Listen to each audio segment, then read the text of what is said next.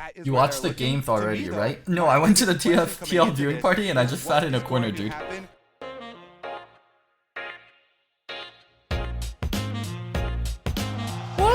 Champions select. We are into game one of the MSI 2019 finals. Team Liquid taking on G2 Esports. And what shocks me already was TL was on the receiving end in 96% of their games of the Taric ban. It's TL themselves actually dropping it off the table. Oh, I take that back. We do have, the graphics are wrong. G2 is the blue side here. They are the ones who banned Taric. They are the ones who dropped that off the table here as Team Liquid do again receive that ban.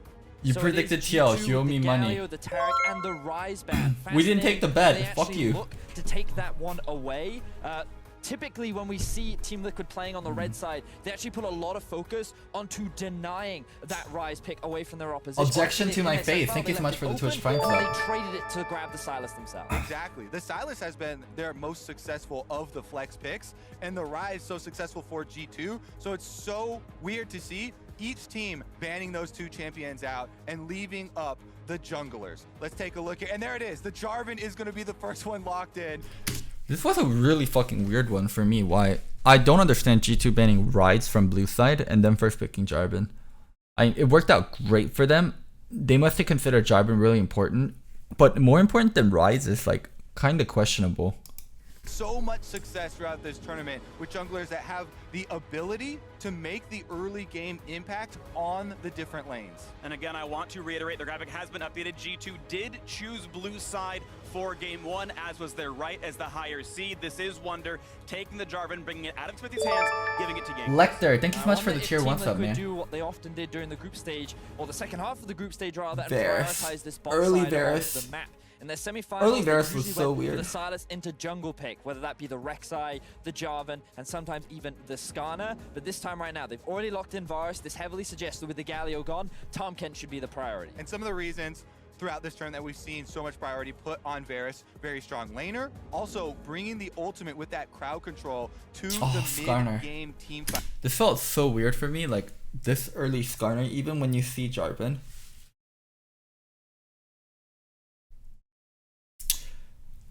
Skarner Varus first rotation. Skarner Varus first rotation. Because what I was thinking was, if you take Varus Skarner like this, what happens when G2 takes Tom Kench? Like, what the fuck? You have Varus and Skarner, 2 pick champion versus a Tom Kench? That can be really fucking bad too.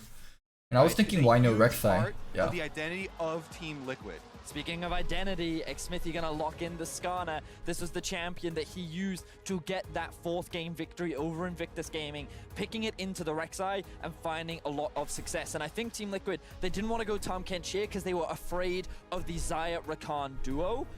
And they have the option to pivot right now, but it looks like that they don't want it. Rakan, a very big pick for Mickey X. Looks best when he is. So like in the game itself, when I was watching, I was like, oh my god, TL got their comfort picks.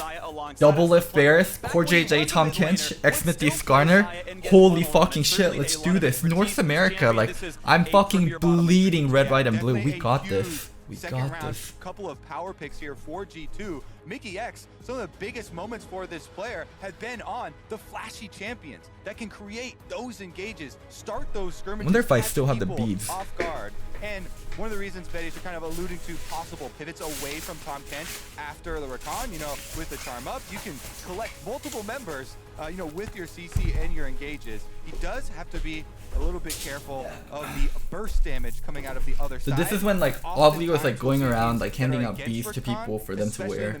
So it's like, if you can see, it's like blue bees. So I put it on. Because that is the weakness of the champion, bit squishy. G2 now North looking to take away some of America the safe picks is gonna that be Impact has often an been international focused to. champion. McKinnon being I'm gonna the be main part one. of the best They may look region to in the take away world. Gangplank, but he didn't actually play it a single time in their best of 5 against Invictus Gaming. So we'll see what G2 look to take away off the board. Maybe they look to take away Jensen, Syndra, or Orianna they were prayer if they bees. consider it a big threat, considering that the LeBlanc is already gone away from Caps. Lissandra, of course, up as well if we are going to see mages throughout in the mid lane here. One final ban for G2 Esports. How good is their homework? What do they think Team Liquid would pick to best round out their composition? Vladimir is off the table. It's 2 bans at Impact. typically plays long range, safe laners who don't need help, can get away from the 1v2s and then flank in the team fights. The Kennen, the Vladimir, and the Nico, all prime picks for him, are gone. Exactly, those big AoE abilities for team fights have been the common thread in Impact's picks. So very good, I think, couple of last bands there on the side of G2 to try and take that away. I was like, But he holy goes fuck, right Impact back to where Gangplank. he started. Impact In the group Gangplank stage, is Impact, so the dependable. single Never best gets blown up. performing We got player this. of Team Liquid. If you can handle the Shy, you can handle the Tries Wonder. to stay safe on the top side, and a big difference between Gangplank and the Kennen or Vladimir is that the ultimate can be committed without having to use your teleport to the other side of the map. Well, now we see the Swain coming out from G2. Expectations are that this will be put up towards the top side. This was something we saw from Europe. I was actually like, a lot Swain? last year, Ha! and was a very G2's been common gimmicky. answer Swain? for things Ha! like the GP. We're also actually seeing a Morgana in the mid lane for Caps. This came out yesterday up against. I was like, Faker. Morgana mid? He can't match Jensen one-on-one, so he has to go onto a Morgana mid. Means that you get Ha! the counter pick possibility here for Jensen in the mid lane. Team Liquid credited him with the reason for their win over IG was camp rookie, get Jensen ahead. He's a good player. He can carry us through. That strategy did work. And now Orianna, I would say Jensen's #1 signature pick, is here in game 1 of the final. And with these last two lock-ins of the mid laners, I don't expect as much camp towards the mid lane. Morgana Black Shield, the reason for this lax I was like, pick here holy from fuck, G2. Jensen Orianna, one of its Such a best good champions. defense against TL has an Skarner. amazing And so you team fight comp. have to pay those QSS taxes quite as quickly and quite as focused there. The Black Shield's such a good defense, so we will see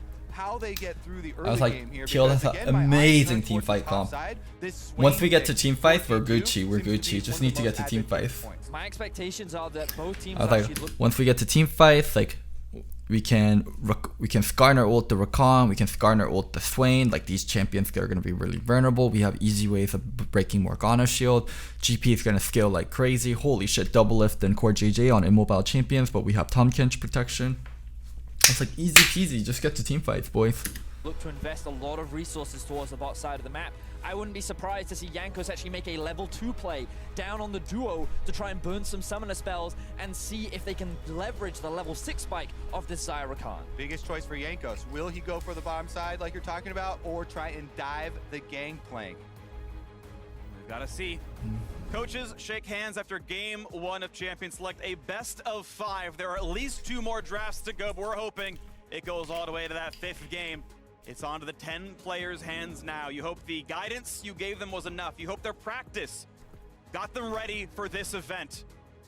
This will be the first ever major championship for North America. One thing I was really First for surprised Europe by since 2011. G2 was are the new how ones to much hold G2 that played. mantle in Europe, and Team Liquid were built for this, to create a team that could win out of North America.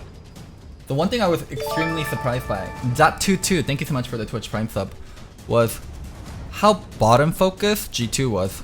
Cause I didn't, like, imagine from G2's perspective, And we can win are top lane, onto the rift that we can win mid handles lane, trophy but bot lane in that top is lane. one lane where we're gonna be behind on experience and we're gonna be behind. I was like, that's how I thought G2 would approach it, but G2 approached it very aggressively from bot lane and they did such a good job with it, so I was fucking shocked. I was so fucking In a shocked. couple more seconds, the fact that merely us being here now in That's the strongest part of TL, like TL's bot lane.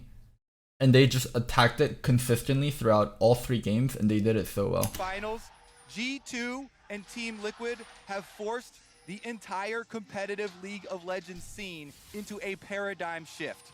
EU and NA fighting for everything. Zankos and Caps just played out of their... everyone on G2 played really well, but Zankos and Caps throughout the best of 3 was...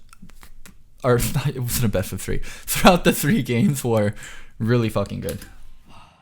That was a great moment, Kobe. I liked it a lot. Mickey X was good too. Well, we'll go over parts where Zankos was fucking crazy. You were here to share it with me.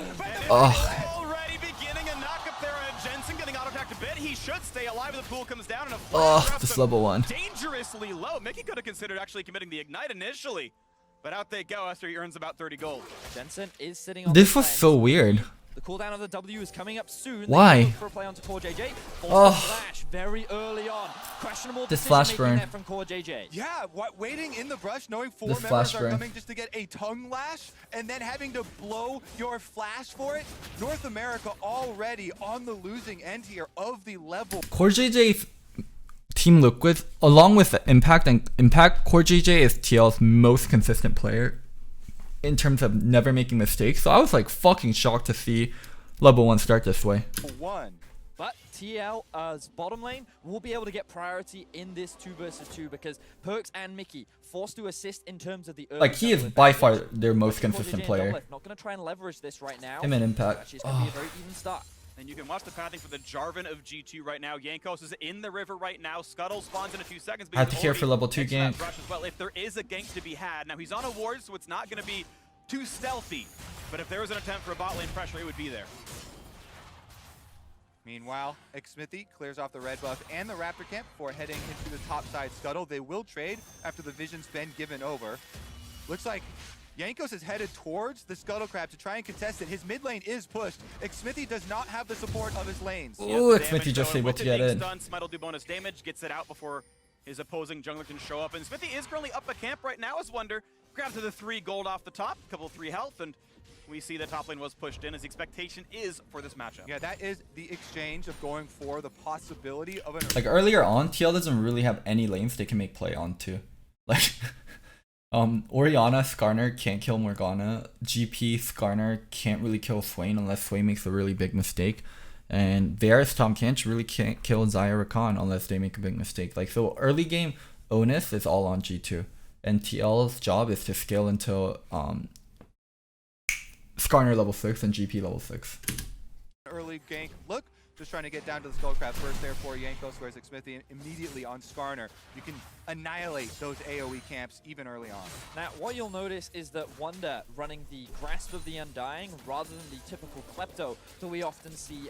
So, like, low action early game is good for TL, and that's something they want to constantly look Impact likes for. to play safe, and on the gangplank, it can be difficult to necessarily pick up those Klepto procs. So going for more of the sustained route and going much more for the, I'm just going to trade back with you every now and then, you try and hit me with your Q, well, fun fact, I'm going to hit you with mine. And you can see how every single time, Wonder's coming out ahead in this race. Nice stun on a Core JJ, dropped down about half HP, puts up the shield, but still chunked down about 250 as Guardian pops down as well. Good trading out of the G2 duo. Yeah, and good focus there. You want to continue to attack the Tom Kench. There's no flash on Core JJ, as well as whittling down the health bar. If you can get through the potions, then you can do so much work pressuring and forcing them to lose CS. Control ward goes down for Xmithy in order to clear out some of the G2 vision. But because the bottom lane for G2 was able to push there, they also get the Scryer's Bloom plant and information on the enemy jungler's whereabouts. Yeah, thanks to the pressure that G2's bot lane is applying, G2 actually have pressure in all Like, 3 early lanes right game, now. The Morgana no action, has consistently completely pushed fine up for in this TL. 1 They should be versus more than 1. content, It's like very nothing's difficult for happening many early. mages to trade against the Morg because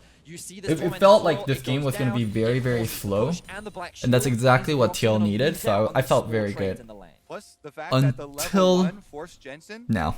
two Like, game felt corrupting very potion slow. charges Game felt like it was very going to early on, scale out. 90% Low with health action. bar in That's damage TL's pacing. off I was the like, invades I from like this. G2. I'm feeling this. Currently, we're having a look bottom from Jankos in that fog of war right now. And he's in that brush right there, so if there is a play to be had, it could be a knockup on a double. You can see Core JJ playing towards the back. The slowest, they're the knockup, they're gonna find one! And they're G2's target selection there was so fucking good. G2 in the final. Xmithy has to run for the hills as TP Here, from an extra member. Doublelift is playing so greedy to get this Q, and he has to end up burning his flash. Like, he can just start walking back, but instead he maintains distance because he really wants to land this Q. There is no extra Like, kill to it be would have had. made Caps Cap's look for a bind, teleport finds a damage, waste, Double, but he's still taking the shots. Under the he turret, forced they to fucking go burn for flash because he wanted to What look a for play it. to G2. Still, They G2 wanted to focusing on punish that weakness that G2 they opened up for in like level getting 1. that kill. They Attacking didn't want Core G2 no to flash get on off the scot-free, top so they edge. wanted First to make blood it for G2. Here we as see the painful serve. for them Jankos as comes in possible, from the lane. but they So actually Core end up JJ burning expected there flash. to be presence in the river, Ugh. which is why they were bringing This such a Xmithy feels down. bad. And notice how they completely ignore Doublelift G2 and set this up focus the flash perfectly. to the support you were So just saying at Kobe. whenever the wave crashes at your turret, it's going to start pushing out towards enemy, and G2 crashed the wave, and they timed it perfectly where the wave was going to start pushing out, and Zonkos was already waiting in the brush. Like, they just G2 did this wanted so to fucking leverage well. where they already had an advantage, and they secure themselves first blood. Then Caps walking up past the minions here as Doublelift tries to throw out the arrow, gets the flash off of the AD carry as well. Great play out of G2 as we have Jankos coming down as well, and he knows there's no ward on him as Double is very low on health, and Xmithie walks by a Where ward. where G2 were able to sneak their jungler in, Xmithie was waiting where the ward was, so this is all done on G2's tempo and G2's pacing. Like, G2 knows exactly what's going on here, where TL doesn't. For this counter gank, this is a known 3 TL's thinking, what if the Dunkos recalled, or Dunkos isn't here, back here, but or he's like doing double golems, like, oh, this ward is just fucking TL so much. Like, League of Legends at the highest level is an information game, and G2's crushing them in the information game. There from Core JJ to keep his AD carry alive. Double lift gets out. Double EQ. He would have hit Skarner and Tom Kench if Tom Kench didn't eat the Skarner there. GP TPing in.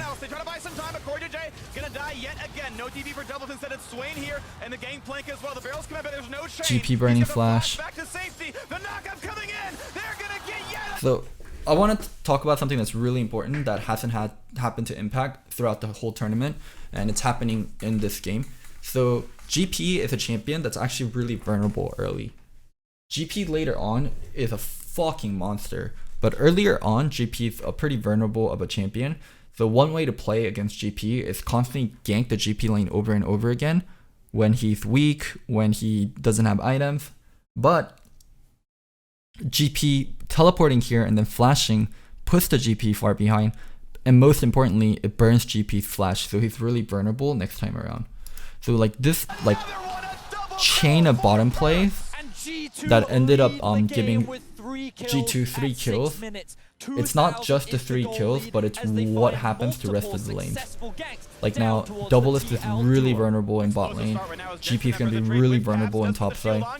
And the thing that's like kind of awkward for mid lane, even though Jensen is decently bit ahead of Caps, and he's going to be more ahead of Caps after Caps recalls, as an Orianna, you're not very outward facing in terms of how you can affect the map.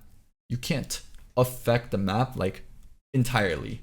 Like, you can get a good lead and you can start moving around a bit, but you're not a champion that can like roam very fast, that's like incredibly good at dives. You're very so much about lane priority and using that priority to help a jungler. So like Orianna she's not going to roam and destroy other lanes. So the one place TL has their lead is actually not that relevant comparatively to where they're really behind. Flashes, doesn't dodge the damage, but does stay alive. Jensen trying to do work there in the mid lane with a disaster for Team Liquid that has gone on the bottom side. G2 are continuing to keep up this pressure. Just this one ward actually makes the rest of the play so worse. And also what TL's trying to accomplish here is they're trying to make sure the wave pushes out all the way. Because if the wave doesn't push out all the way, it can get frozen. 4JJ still far up in the lane, so as soon as it completes, Jankos and Mickey X know they can go for this. And notice how both top laners have just gone back to base. Wonder is waiting for the potential TP as Impact immediately. Oh, this TP is just so painful for Impact. And Impact realize they cannot win a 2 versus 4, so they split apart and they get away with minimal losses as they can. Yeah, G2 know that in all scenarios, they will be up one member. So now, this is a situation that I really don't like, where Impact has his wave pushing away from him, and he's not level 6, Wonder's ahead, he doesn't have flash. It feels so dangerous for Impact.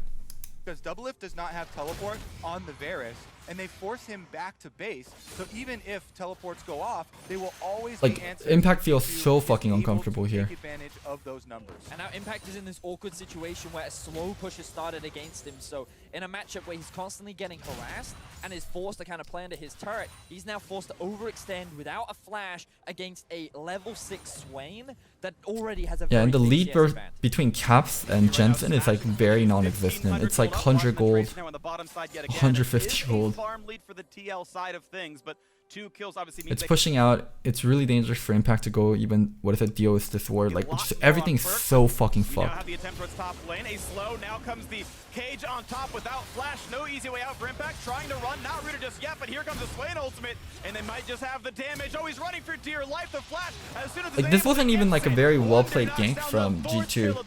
Yanko staying on the Like, warpath here Wonder is forced to burn his flash due to Impact's pathing there, but it doesn't fucking matter. Impact doesn't have flash, his The wave is pushing in a very away. Like, bad spot, just pushing away things from are him. fucking Gangplank with no miserable for the flash GP. is taken down. This is exactly what we talked about, Kobe, and Jankos reads it too. He finds himself his 4th kill of the game, 100% kill participation, and coming into this series, you were talking about it, Kobe. We keep our eyes on the junglers, and so far, Jankos is the one that's getting this early lead for G2.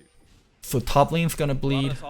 Bot lane is in a stable lane. Mid lane has the lead, but what is it? Priority is gonna be pretty even. Like, just TL needs to scale, but G2's not gonna give them time. And get those kills coming through. Yeah, G2 have been one of the best teams at TL needs a lane identifying that's just able to one buy time. defense TL and needs G2 to forcing fumble that dives. weakness TL to a needs G2 to fumble cascading ganks, but of advantages for TL's the so entire map. down on tools Right where now, so G2 much- had leads pretty much in the everyone correct except for places mid too. lane is going extremely well for them.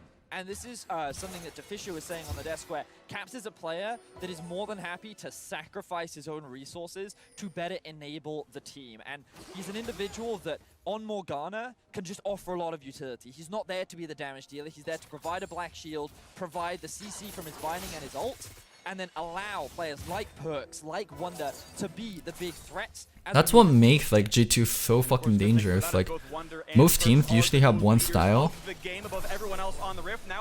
and Jankos is matching Xmithie perfectly. Holy fuck! Like, for G2, this feels so good right now. Like, they're luring TL in. Like, from TL's perspective, it looks like, oh, we got a good gank on G2. We're gonna be able to flash ult someone, and this is gonna be a good kill. But from G2's perspective, it's like, come in a little bit more, come in a little bit more. Yet again, Jankos here to counter gank, and Predator The G2 were just looking for it. They were waiting. They were wanting TL to come in a little bit more there. Used to get in position. Jankos is the Anyways, level ahead, going so back to what makes going G2 down really bottom side strong, for the counter gank in as their well. second matchup There's no versus fight Team opportunity. Liquid, They find the ult on him. Perks oh does damage, god, the ult's on top. Looking for the dive underneath the turret. His Gangplank can't be turned around. 5-0 just that to quick G2. reply. Zyrokan is so good about like switching between offense and defense. The way they can flip a switch and go Rakan E RW onto a target is so fucking dangerous. Anyways, going back to what makes G2 really scary and why they are a matchup nightmare is they're the most flexible team at MSI and probably in the world in terms of picks and in also terms of lanes that they have to play towards. Think about like teams with star mid laners. Think about teams with mid laners on par with Caps. Whenever they put those mid laners on a utility champion, those teams become much weaker. Think about teams like SKT and IG if they had to put Rookie or Faker on a utility champion. Not that scary, but comparatively, like G2 is putting Caps on Morgana because Caps versus Jensen, the last time they met, it didn't work out that great for Caps, and it actually ended up working so well for TL. And fucking G2 is just able to stick Caps on a utility champion in the first game and get away with it completely, and it doesn't even feel like they're gimping themselves at all. Like, that's what makes G2 so fucking dangerous. Alright, let's go back to this one. What happened right after? Mickey X goes right in, immediately lands a Wait, knockup. what the We're fuck? Back to live, back to a dead Tom Kench. Looks like quite a day We literally, I didn't understand what happened here, and then I had to think about it a little bit, and then I look at the Tom Kench ult, and I'm thinking, okay, so Tom Kench ulted behind with Skarner, and then both of them insta-died. Jankos is popping off in this game. He just seems to be in the right place at the right time at every single moment. He has been involved in every single kill, and he's almost at a point where he has that license to kill. Yeah, just a case of hammering an advantage on the map in the same spot over and over and over again. Team Liquid trying to make plays there, but they're so weak that they're always starting with a disadvantage and overextending here and being punished. Here's another look at the attempt at trying to right what has gone wrong here, but they go right into 3 members. Another teleport is available for G2. They have Caps once again on the Morgana, using it to the bottom side, top side impact. Oh, demonic ascension looking to knock down impact yet again, forces the flash out of him. This time Wonder can't chase through, but it's still a big Yeah, level 7 Skarner going into a level 9 lane with his ult on is not the best idea. Absolutely. Well, good play there from Impact. Is the same thing that he does before, where he utilizes the slow to then flash around the long wall up towards top side and create a big enough gap that allows him to get away from Wonder. The other thing that I wanted to highlight that G2 has been doing extremely well so far this game is if we have a quick look at the minimap, you'll notice towards the bottom side, they've actually managed to maintain such excellent vision control, which is why they've been able to come out on top of every single play that has happened. Every time Xmithy tries to claw something back for the TL duo, it is there for a counter gank from Jankos in this area of Dog. Ooh, an attempted fight almost comes through, but Jankos gets into the pocket board just in time. But Impact still chasing out of this one. Has the flash though, Jankos pushing away. I love There will Herald not be a fight defense. to be had. They're gonna try to babysit this relic here to hope that the Rift Herald is not picked up then by G2, but they've got to wait around a while for this Herald one. defense can be so fucking troll because like legitimately you need to keep like 1 or 2 people here the whole time until it disappears, and then they have to send 1 person here to make sure Duo of Double Lift and Core JJ that they can take it. Like you can't fucking wait like a minute or 2 for this shit to disappear. Like it becomes ridiculous because people can just pressure other points of the map and you're just sitting there like defending this shit. Can mitigate this and keep that bot tower alive. Yeah, and even with the Gangplank ultimate, Caps gets another plate off that turret. That is about half the value of the Rift Herald Eye itself. So in him, continuous split to Like down TL bottom, literally they had to sit still 3 get people there to make sure no one gets Herald. It and ended they up have being objective. worth because they didn't end up pressuring other parts. Like they were already up top, they didn't care too much about losing bot turret, they were going to lose it anyways, but it's one of the more trolly interactions in pro play. The Rift Herald, but bot lane still hemorrhaging gold in every single one of these lanes. Aside from mid, a lead here for G2. Now, one of the big things for Team Liquid in their series against IG was that in the early game, they would actually match Invictus Gaming in a lot of these early skirmishes, and they actually found themselves in a decent gold lead very early on into the game. It was often in the mid game when IG looked to play around Baron, where they looked to falter, and then they relied on their late game team fighting. The core difference here This is that game, every everything time just TL felt has tried to sluggish match, for they TL. failed. They haven't It been didn't able to feel get crisp. they It haven't been didn't able to feel trade anywhere like else on the map. TL usually And right feels now, like Team a Liquid, it feels like that they're losing just wall. They feel like an impenetrable wall. They're not gonna really bash into you. They're not really gonna hurt you very much. But if you try punching them, you're gonna get hurt. That's what it felt. But this game, TL just felt like So Team Liquid sluggish. They just felt like a lot of cardboard boxes stacked up together, like to help cut off the escape it route of tumbles Wonder, over when and you the push it. arrival of Double Lift secures Team Liquid's first kill of the game. They have to keep looking for those opportunities. You have to fight your way back into a game. If something that we have learned over the last couple of international tournaments, you cannot. Yeah, they cheer sit for that back kill. and That was the hope one for kill the we started mistakes of cheering your for. opponent to get you back inside. You have to create some opportunities. And you're going to have to create a lot of them because G2 have an overwhelming early game lead. And it's what we saw from SKT yesterday when they went up against G2 in Game 4. SKT nearly pulled it back with their miracle plays, and now we get to see here the dive being set up from G2. Double Lift coming in from the lane, a beautiful flash ultimate, and the rest of G2 are nowhere else to answer. The Morgana doesn't have the teleport, the Zyrakan have just gone back to base. Very easy punish from the side of Team Liquid. In the aftermath, G2 back out on the map there with Perk. It's are able to really hard to tell. And now, Like, the only outer turret that is left when standing you're for at Team an Liquid event is that mid watching lane. a That is their game, bastion of it's really hard to hope. analyze That the is their game because you point can't like of pause defense or right go now. back With and you just Dragon watch and you're there spawning, with they will people, be like you get dangerous for distracted, them like you get up to go get attempt food and to go stuff. out to neutral territory, This game and they will feels probably remain so much fucking defensive worse at this when I time. watch it They over do not again, have like the just extra sitting in information to try and set in up front of an my offensive computer, like completely sober. See if Team Liquid's defense can be good because When I was you have to watching, keep the like, pressure on. The next Drake has spawned very recently. We at the have 5 TL minutes to facilities, prepare it felt The mid very lane's already close, there. and it The felt rest of like defense just being shut at a down. point like it felt hopeless, but it didn't feel this hopeless this early. Shockwave is not going to be enough. They trade one for to the end of it all, and now Yanko's able to walk away. Yeah, I remember watching this kill where Parks gave up a 1,000 gold shutdown to Jensen, and I remember talking to my friend and being like, yeah, the gold going on Jensen's like really important. TL might have a shot for next team fight.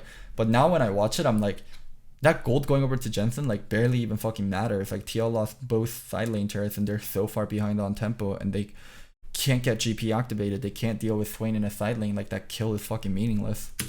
That kill. Yet that's not over.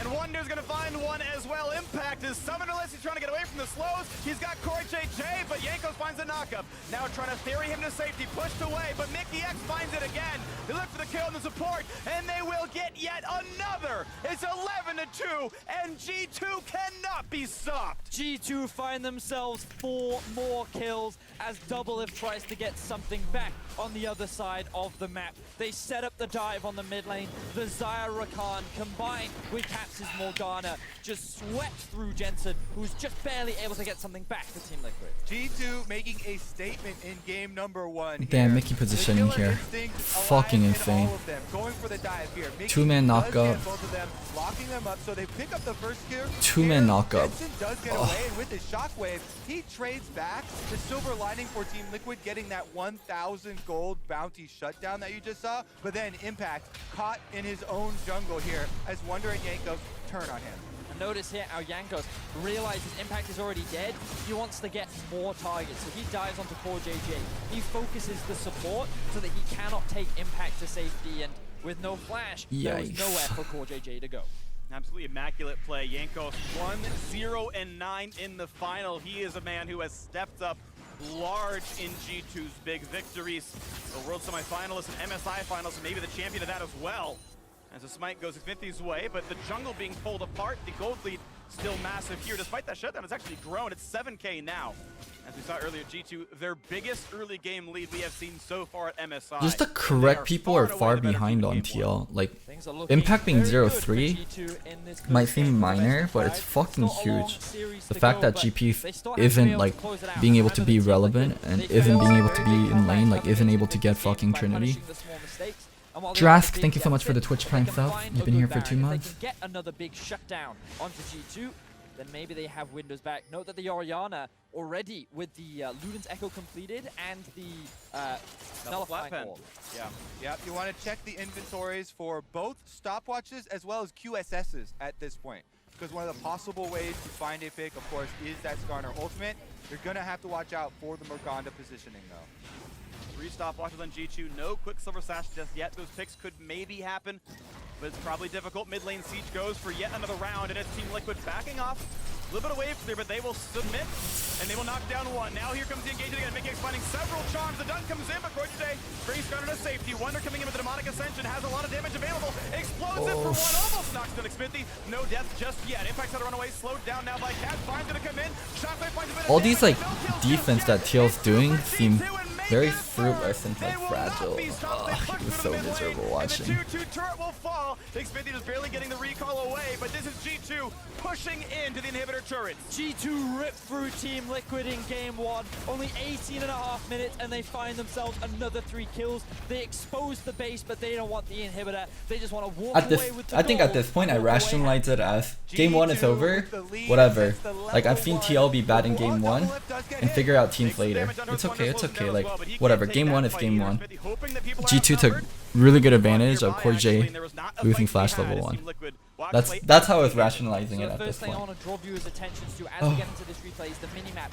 Notice where the Varus is, sitting in the top lane, which means this is a 4v5. G2 see this as an opportunity to force the engage, and Mickey focuses on the front line to keep them distracted while G2 get in position. The Jarvan locks down the Tahm Kench. You see a lot of AoE hitting pretty much everyone, yet the Shockwave is yet to come out, but it doesn't matter because Doublelift's ulti misses, and now Jensen is just looking for an opportunity. Yeah, Jensen does hit a shockwave onto 2 G2 carries, but everyone else on Team Liquid has already been chucked out.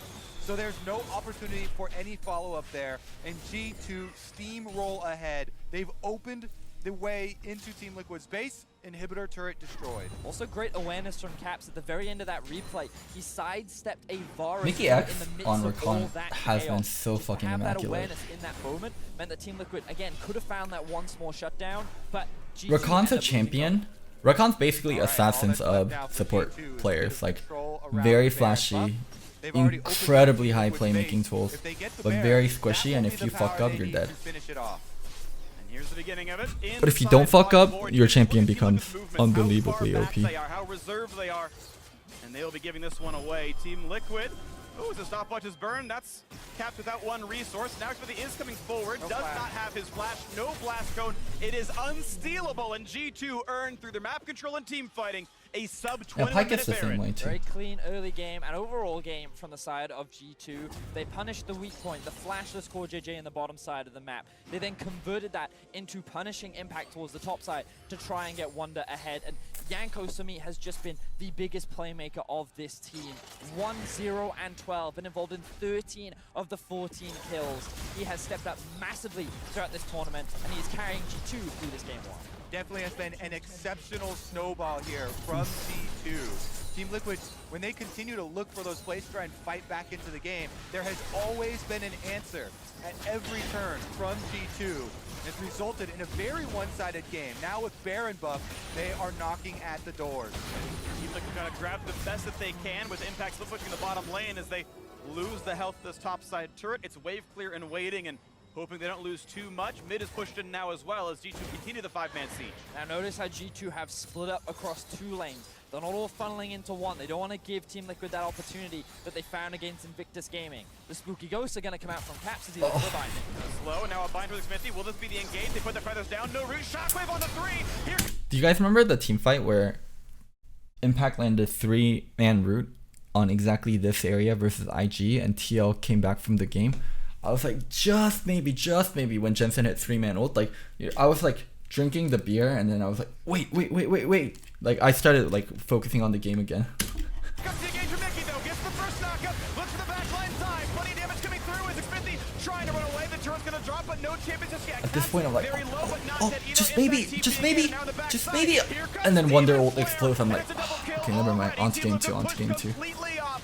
Double inhibitor gonna fall. The Nexus soon to follow. Baron buff on G2, all 5 members standing, and they are on the Nexus turrets. G2's first international championship since 2011 could be coming in now. One Nexus turret falling. They hope as game 1 of 3 could happen for them, but they will back off. 23 minutes in, they will wait. They will reset. Oh my god, that's just that re-engage. Jensen unaware. What a great kill for Mickey. They find the second as well. Psych, they're gonna end the game. No, they're not. They're gonna reset after all. The bait and switch into This is when people laugh. This is when people laugh when Freak said they're gonna end the game. No, they're gonna reset after all. Everyone just started bait laughing. and switch. G2, they look like they wanted to try and finish it there. I was With like, the okay. respawns of double Like our mood was Impact, still they do light. not want to Our mood was open still it. light. They're gonna walk away When we with were the watching, kills, like we were still extending like, it to it's okay, it's 18-2. okay. They have a 13,000 gold lead, and they're gonna be happy with that for now. Freak with the triple psych there. Yeah. Does get me. Let me remind you, this is the first game of a best of 5. Here is another snare though. Mickey, every time Jensen goes in with the shockwave and finds it, Mickey answers with the recon, finds the engage for G2. All they needed was a way inside the base to force the fight. And then Wonder, you can see, makes his way past Xmithie. This Swain at the center of the team fight, sectioning off all of Team Liquid's members there, finds the 2 kills, destroys the base, and the Baron buff is still active, so G2 can continue the push. And it's the support staff of G2 in this game 1, Mickey and Yankos. I've been giving a lot of praise to Yankos, but you highlighted it there. Mickey on these Rakan engages have been setting up so many great fights and turning around a lot of potential fights that Team Liquid tried to start. And now you can see him on the potential flank, looking for another opportunity. This doesn't even feel like they're paying the QSS tax. It just feels like these are additional items they're attacking on. Zaya has 3 items plus QSS. Double has 2 items. Ugh. Push in towards the bot side of the map with only 8 seconds left on this Baron. This game is just far more stompy than I remember. That buff as double inhibitors are down, and this bottom inhib will drop its turret at the very least. Team Liquid gonna back up. A nice bind. Is this the engage? He's gonna be grabbed by Core David. Here comes the dunk, and here's the engage by Wonder once again as they look for these kills. A big charm to knock up in the back line. It's already 1 kill. Make it a second as the Team Liquid members are falling fast and furious. G2 Esports in commanding fashion will take Game 1 of the 2019 MSI Finals. Europe versus North America, and G2 strikes first. Honestly, a very beautiful game from the side of G2 Esports. The way in which they converted that early lead into such a powerful mid-game it was just so one-sided. Team Liquid, it felt like that. It's like, it's even though okay. they Game one, tried game so one. much, they tried so many times to be proactive and do what they did against Invictus Gaming. It just felt like at this point, like, people were yelling stuff like, get it out of your system. Like, we're just getting all the feeding out of our system. I'm like, yeah, that's right. Saving that side of the map, then you just lose harder and harder, and that's what it looked like. More and more of an advantage from G2 defending that area. And we talked about it in the draft where we were wondering where the junglers were going to go. Would it be top side or bot side? Because reality, look, the thing is that when the bot side started to fall for Team Liquid, they couldn't play through mid. Orianna trying to snowball against the Morgana just isn't realistic. So in that moment, Xmithy's like, well, I don't know. Can I try and get a gangplank ahead against the Swain? Can I try and get the bot lane? Maybe I can. But in the end, it felt like that they had no options. They had no way to come back, and they got shut down. He talked a little bit about it after their group stage games, but drafting more agency in their lane matchups so that they can actually create action is going to be very big if they want the series to go a different way. We'll see what happens. 2 kills given up, 2 turrets given up, and in G2's minds, 2 games to go. The stay from Analyst Desk, ready to give their thoughts on how Game 1 played out. Thank you very much, Freak. The hottest of starts here for the LEC representative in G2 Esports with an absolutely smashing victory over TL here in Game 1. We previewed the matchup, going lane by lane by lane to talk about how we expected the players themselves to match up against each other. I want to do the exact same thing with Champion Select here. Let's set the expectations for how these different lanes should have gone. Right, so looking at top lane, Swain against GP. You're looking at GP getting pushed in under his turret. He can't really do a whole lot. He just tries to farm as much as he can. And he I don't think I even survive watched the if enemy analyst jungle section. shows up, but he will lose on CS. But he has to scale. That's his job. Mid lane, you have the advantage for This the is my Orianna. first time She watching will it. have priority in this lane. She can. Oh, one actually thing I hold do the remember Morgana is my friend and push telling her me down Frost towards her looks side much cuter of with the darker lane, hair, but and I she's remember not running agreeing. teleport, so she can't really leave the lane. And then bot lane, Varus Tam Kench, typically very controlled, can actually end up going, at worst case even, but also beat a lot of 2v2 lanes. Zyra Khan typically are waiting until Rakan can make aggressive plays. So if you look at it from G2's perspective, push top, no push mid, but TP, and that's important, and then make plays bot side with the Rakan. That's the expectation. Let's take a look at how things actually played out. And this is the reminder that Core JJ lost his flash in the level 1, and this is where everything goes sideways, because what should have been an even lane is now a hard winning If they lane dodged because that of the flash. playmaking ability of Mickey's Rakan. And so much of this is Or if just, they you know, dodged trying it, to even if they recover dodged the engage from there, one when thing you that would be wave up, the problematic first engage in a is bad position, so you they have to go can't back return down the there. fight, Okay, and they're also teleporting. We have to send multiple Jensen doesn't have members of us. teleport We're not and ready Taps to fight does, so just it would yet. still be an This was a outnumber fight. scaling comp on the side of Team Liquid that wanted to fight at like level 11. This is at level 5 for solo laners. Yeah. This is just against everything that they wanted to achieve with the draft. And TP that we mentioned this just before fucking it being very important. pumpkin. Caps didn't use his TP back to lane to try and catch up in farm. He saved it to keep going to the bottom lane, because that's where we would get all the plays, and I think that's super important. And I just have to reiterate this point. You look at a squad like G2, when all of their champions have so much playmaking ability, especially between that Jarvan and that Rakan, that's exactly what you want. Wow, For I didn't even TL, notice the she fact that was their wearing only playmaking sparkles. ability was really on Skarner at that point until like Orianna has a shockwave. You need She's core literally JJ. wearing TL sparkles. rely so much more on their support to make plays for them than G2 rely on Mickey. If Mickey gets his Rakan, it's a heyday, but they don't need Mickey to play that. But this entire early game for Xmithy was supposed to be, hey, I can farm for level 6. I can just play for vision early because my mid laner is gonna have control and my bot lane will have control. So on that side of the map, we are safe. It's just Impact who needs to survive. But he's been there in that situation many times. Even if he dies once or twice, it's not the end of the world as long as Xmithy can get to farm to 6. But he's not allowed to do that because Core JJ, and I've been on a team where a level 1 like that happens, ends up just wasting that flash early game that sets up easy gang spot. For Core J, or rather for so many people, Core JJ was supposed to be the difference maker for Team Liquid, especially following that IG series. But in Game 1, it is his counterpart, Mickey X, who picks up MasterCard Player of the Game. For the Rakan, a pick he's impressed on all tournament long. Yeah, it certainly is. Mickey's had Rakan- some really standout performances on this. I think and love Rakan watching and him play Jarvan the performance champion. were fucking We already insane this mentioned, there are 5 people that can attack you on this G2 lineup, but when you're able to utilize something like Rakan to get the party started every single time in this early game, it was just really Rakan engages. And This game was draft set fucking up to be insane. Jarvan Rakan packing this heaven game for was fucking G2. They insane. ban away Galio in the first phase so they can pick the Rakan blind for Mickey. Then they look at the side of TL and they see 5 champions with no dashes, which means Rakan and his knock-up, it's almost guaranteed to hit every time. Well, looking ahead towards Game 2, I think most Team Liquid fans Do you can think kind TL of would rest perform, on or the fact people that just so much expected of way this too much game of them? did depend on that level 1, the crucial flash being Well, not I think Okay. TL got off to a Behind. terrible Yes, start in and then- game 1, and then G2 G2 capitalizing on fucking that. They capitalized the have hell out of selected them. blue side here for this second For game. the rest of the For series, TL, was it though, underperformance? Don't want to see that Tom Kench again. What else do we want to see in Champions League? I don't get the feeling that if we I don't replay think this any best of of the 5 Champions League, again I and agree that again, the Tom Kench didn't look great. I didn't really that understand TL the job wins. because there's no 1-3-1 they can go towards with an Orianna, and you can't really like save I everyone. I from don't Rakan. get that feeling. But Like I for the think that this is SKT you have G2 the one, pace of the game I all get the wrong feeling right if now. You can't SKT start what G2 has been played an again early and game again tournament multiple by times, picking like scaling SKT and would even take lanes best of 5. when you know that Caps is Like just going to for get busy in the TL early game. versus I wanna see G2, I don't feel them like if attack it mid got lane, played as again soon and as they come again, onto I Summer's don't think Rift with TL would something take like games. a Jarvan or a Rek'Sai, or they match the teleport and they just follow Caps around. Now they've shown step number 1 so many times this tournament. That's what I expect them to go back to. All right, well, G2 have drawn first blood, but Team Liquid are looking to strike back when we return for Game 2. We'll see you here in just a bit.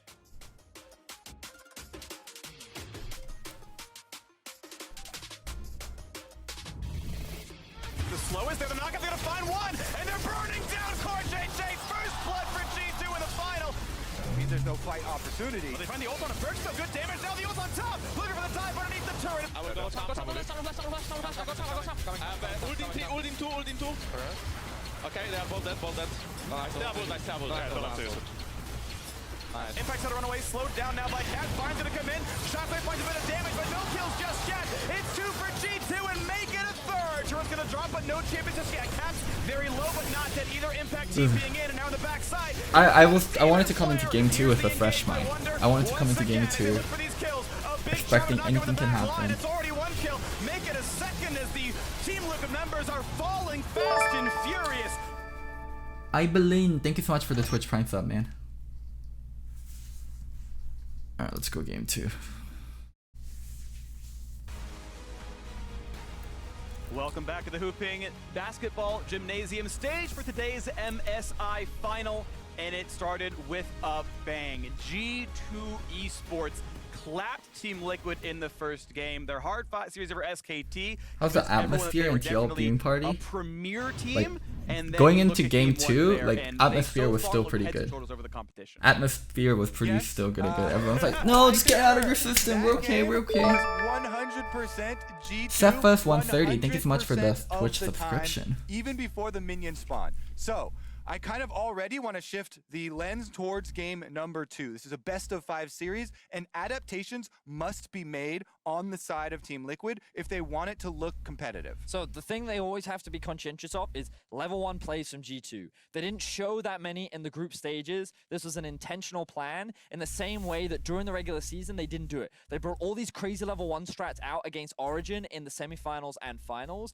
and it caught Origin off guard multiple times. I feel like in this early game for game 1, they did the same thing for Team Liquid. So now Team Liquid have to turn their, kind of reshape their focus, concentrate on setting up very early vision to track what G2 is up to. And honestly, I think they need to take Mickey off Rakan. This man can get very creative in the early levels, but also he was so instrumental alongside Jankos in setting up so many plays for the rest of G2 to run away with it. Well, one of the big differences is blue side here for Team Liquid that very often frees up some bans. It also means that they could grab the Jarvan for themselves or force that ban, and that Thomas frees up King, some other Demon options at King. the beginning of Champion Select. That's the trophy on the line for the North American or European champions, and Game 2's Champ Select has begun. Now, the fascinating thing about Team Liquid is that they actually choose to ban away the Rise when they are on blue side. In the same way that G2 did in Game 1, they cannot afford to give it. They cannot afford to give it up because their priority is on getting Jarvan or maybe even Rek'Sai in the first rotation to guarantee that strong jungle matchup for Xmithy. Definitely aware how it all has started. Tarek is also going to be banned, mirrored again on the other side here, so no Sona Tarek games will make their way into the finals yet. Interesting that Jace is still being banned from Team Liquid. It looks like that even though Impact actually played this a lot during the regular season of the LCS, they've just decided to completely move away from it. These are the and look two to put picks that priority TL elsewhere. can With play, and they're Silas banning still on up blue and side. available, this is something that Draft TL is looks prioritized. draft And is Team Liquid also have been pretty draft is vocal also a part about realizing what that's they really need hard on to TL take from when they're this facing tournament G2. to add to their own style to really make a new Team Liquid. And they want to still rely on those team fighting and those I think the Rakan ban was well deserved, but I'm not sure how I felt about Rides and the Jace ban. groupings towards the mid game. However, they also talked about wanting strong matchups that will allow and enable some early action from Xmithy. Well, Big Sure, Champion Crow. Select Alert, Akali, Silas, Jarvan, all available right now with the Jarvan ban. Rek'Sai becomes the only really premier jungler, but Akali and Silas, of course, very important as well. And Team Liquid say, okay, Jensen, on the Akali you go, can still go to Impact. Now, I want to cast your minds back to the first time these two teams met, gentlemen. It was Alessandra? Is that what you're I referring to? believe that is what Cap said after he found a solo kill onto Jensen with the Silas up against his Akali. And Caps has demonstrated both sides of the matchup and his proficiency in them, whereas Jensen Akali during the group Silas. stages struggled on both sides of the matchup. Seeing the lock-in, I am proud of Jensen and Team Liquid to be able to have the confidence to take this again. The Akali Silas matchup is Akali favorite, and people will take Akali over Silas. And especially later on, Akali can beat Silas in the side lane, but there's one thing that you have to be afraid of is Silas pop-off potential. Silas can reverse kill the Akali at level 6. It is much harder for the Silas to kill due to Akali having Cloud, or the Shroud, and also so many knockbacks. But one thing you have to be so careful about Silas is if you give Silas tools and then if you give Silas an opportunity, like his pop-off potential and teamfight is fucking crazy. Especially at level 16. At level 16, like, Silas is fucking monstrosity. But I am also a bit cautious. A wee bit cautious. Now, some of those adaptations you're talking about Caps displaying may have, been some of the learnings and takeaways for Team Liquid. The Conqueror rune change, the build change. We'll see if those become a factor as Varus has been locked in for G2. 16 level stronger than taken 16 away level from Team Kassadin. Liquid. Now, I think the biggest debate Team Liquid's having right now is, do they go I mean, for still Skarner or Rek'Sai? pretty or do they good. just Like, look to level lock 16 in Silas the is lane? fucking Because what we've crazy. Like, his seen ult is that if you go cooldown for is like 5 Rek'Sai, seconds, then so there's he gonna be can an answer shuffle with the through Skarner. But if you go 5 for different ults in a Skarner, team fight, and just G2 he has just becomes a something else that is monster. prepared. So they decide to lock in their bot lane here. Oh, I really didn't like the Ashe pick. So you can't beat Varus in lane. There's no champions that really truly beat Varus in lane in the meta. So you can pick Ashe and go even with Varus, but you can't really beat the Varus, and you're banking more on utility. Varus is just a stronger champion, and you're banking on you can provide more utility and you can work with your teammates. Okay, Draven is one, but I've considered Draven slightly outside the meta. Draven is someone that can beat Varus, but Varus is just insanely strong laner. Freedom for G2 to lock in Rek'Sai, because then they can Syndra is not meta.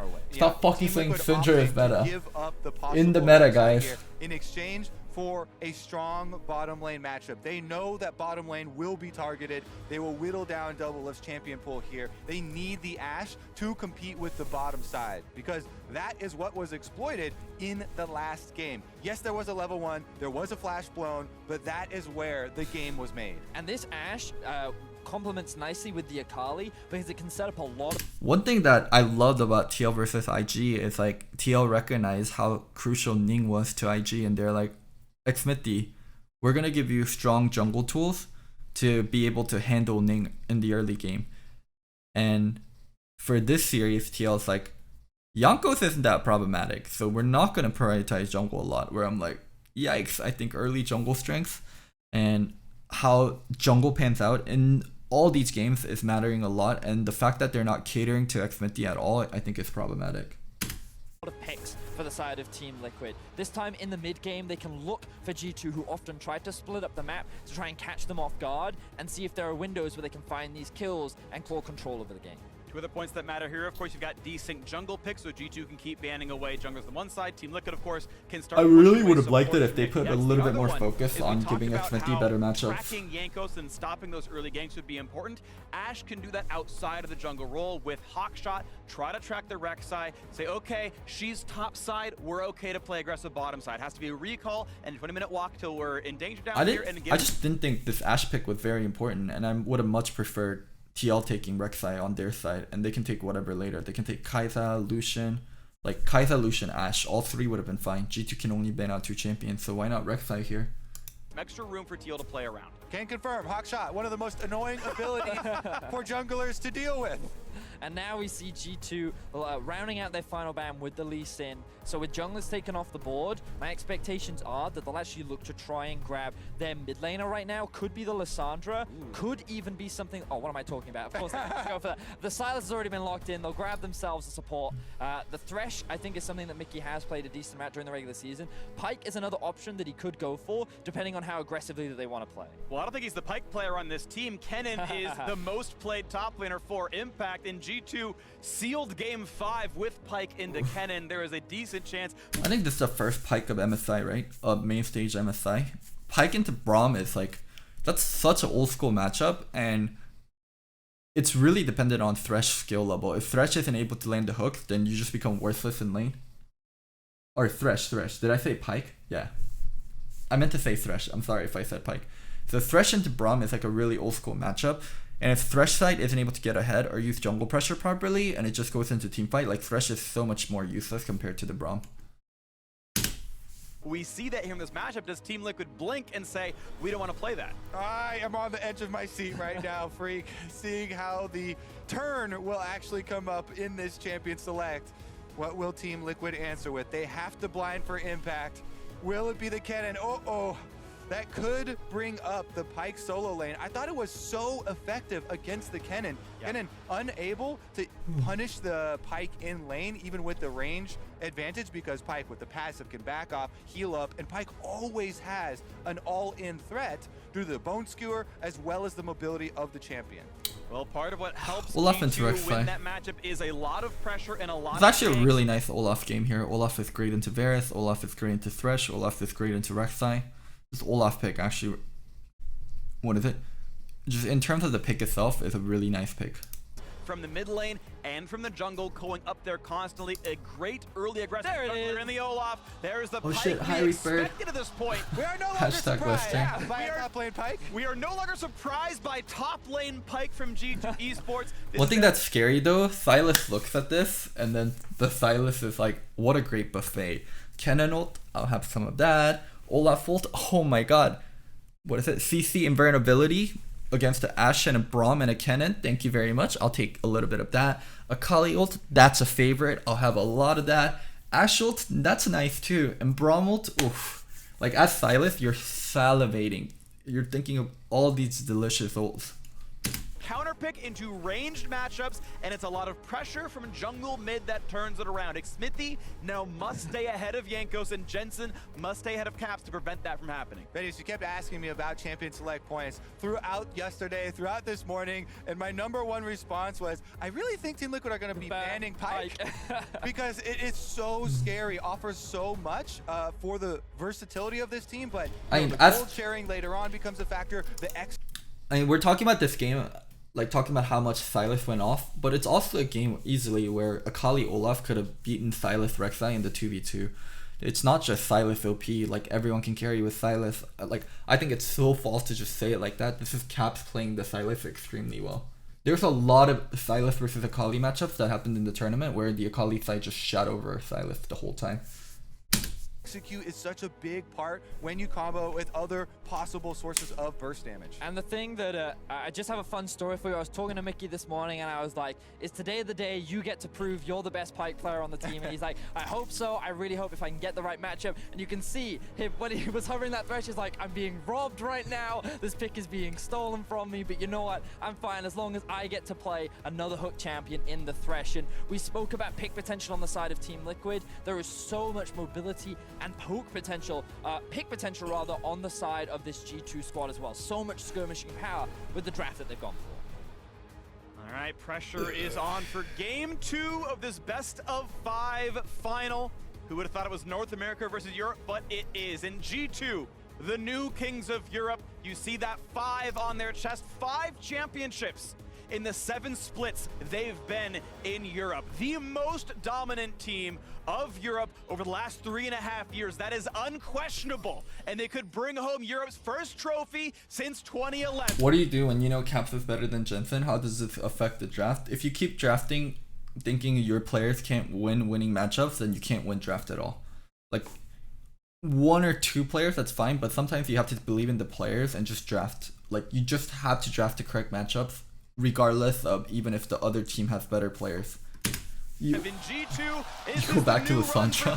Team Liquid were built for this, and they've got to answer back now in game 2. You've just hyped up the entire European continent right now, Freak. They're all looking at this Pyke. They saw game 1. They are feeling excited, and then looking forward to seeing what they can do up against Team Liquid, who have tried to adapt coming into game 2. I do think they should be hyped, Vedius, for this lineup.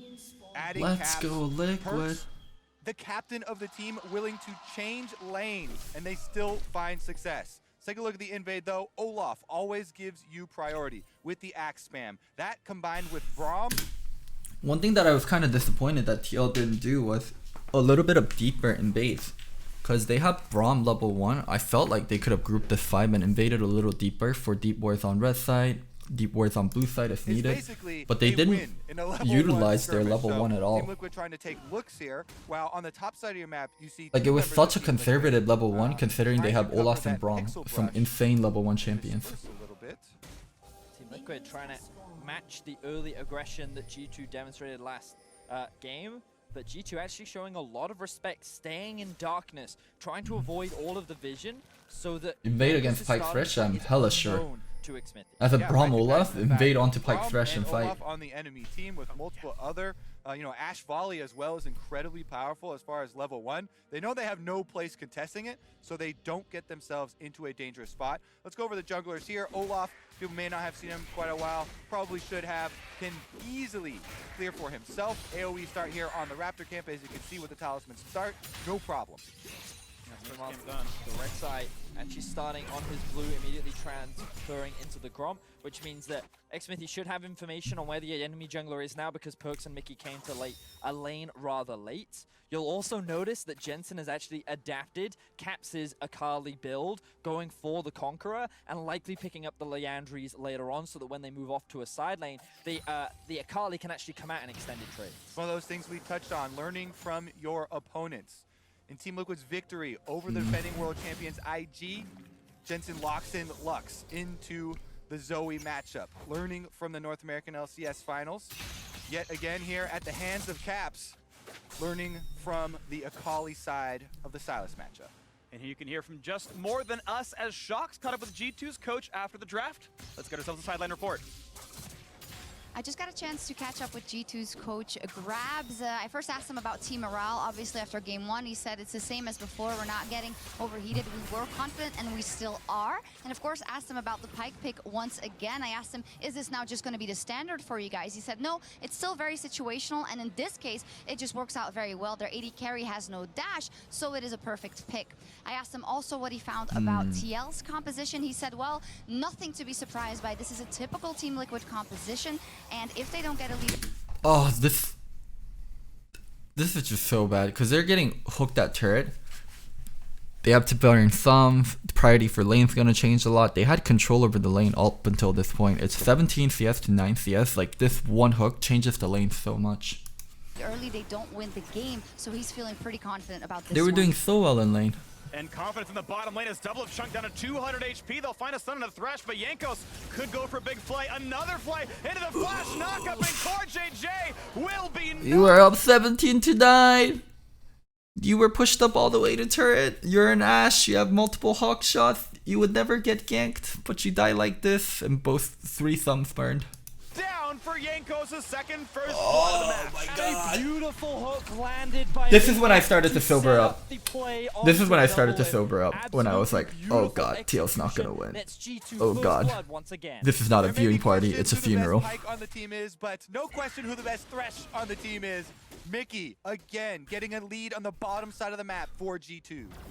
Jankos is the one. He didn't that take picks E. up He the should take first E blood level on 2. this wreck side. I think Q Everyone level knows how 2 is really devastating troll on this Ash. You should champion almost always is. take Now he's looking to release some level pressure. 2 E. Oh, not spotted right now. They do know Olaf is around. The smoke shroud comes out, and it's going to be some damage. Cap finds the stun as Conqueror pops on both sides. But a damage there, no knockup yet for Jankos. Keep in mind, it is a flashless Rek'Sai. Can't go too aggressive without giving away an opportunity. It's going to be wave clear, and the first recall forced out by Cap.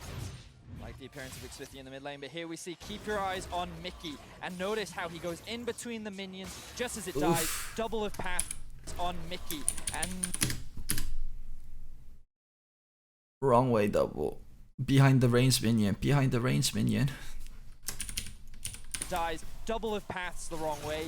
He gets hooked up underneath the tower. Now, while he doesn't take a tower shot, the damage is already done, which means that he's forced to flash. And people weren't mad. People were just sad. Give up his life so that Everyone, like, I Harry think, can survive. were That's proud of 3 out TL. 4 Like, summon making star MSI burst, finals is which still means an that Yankees will insane go for a performance. play once again, bot lane. And beating IG in the best of 5, like beating the championship favorites in the best of 5 is still something like amazing from TL, regardless of what happened this series.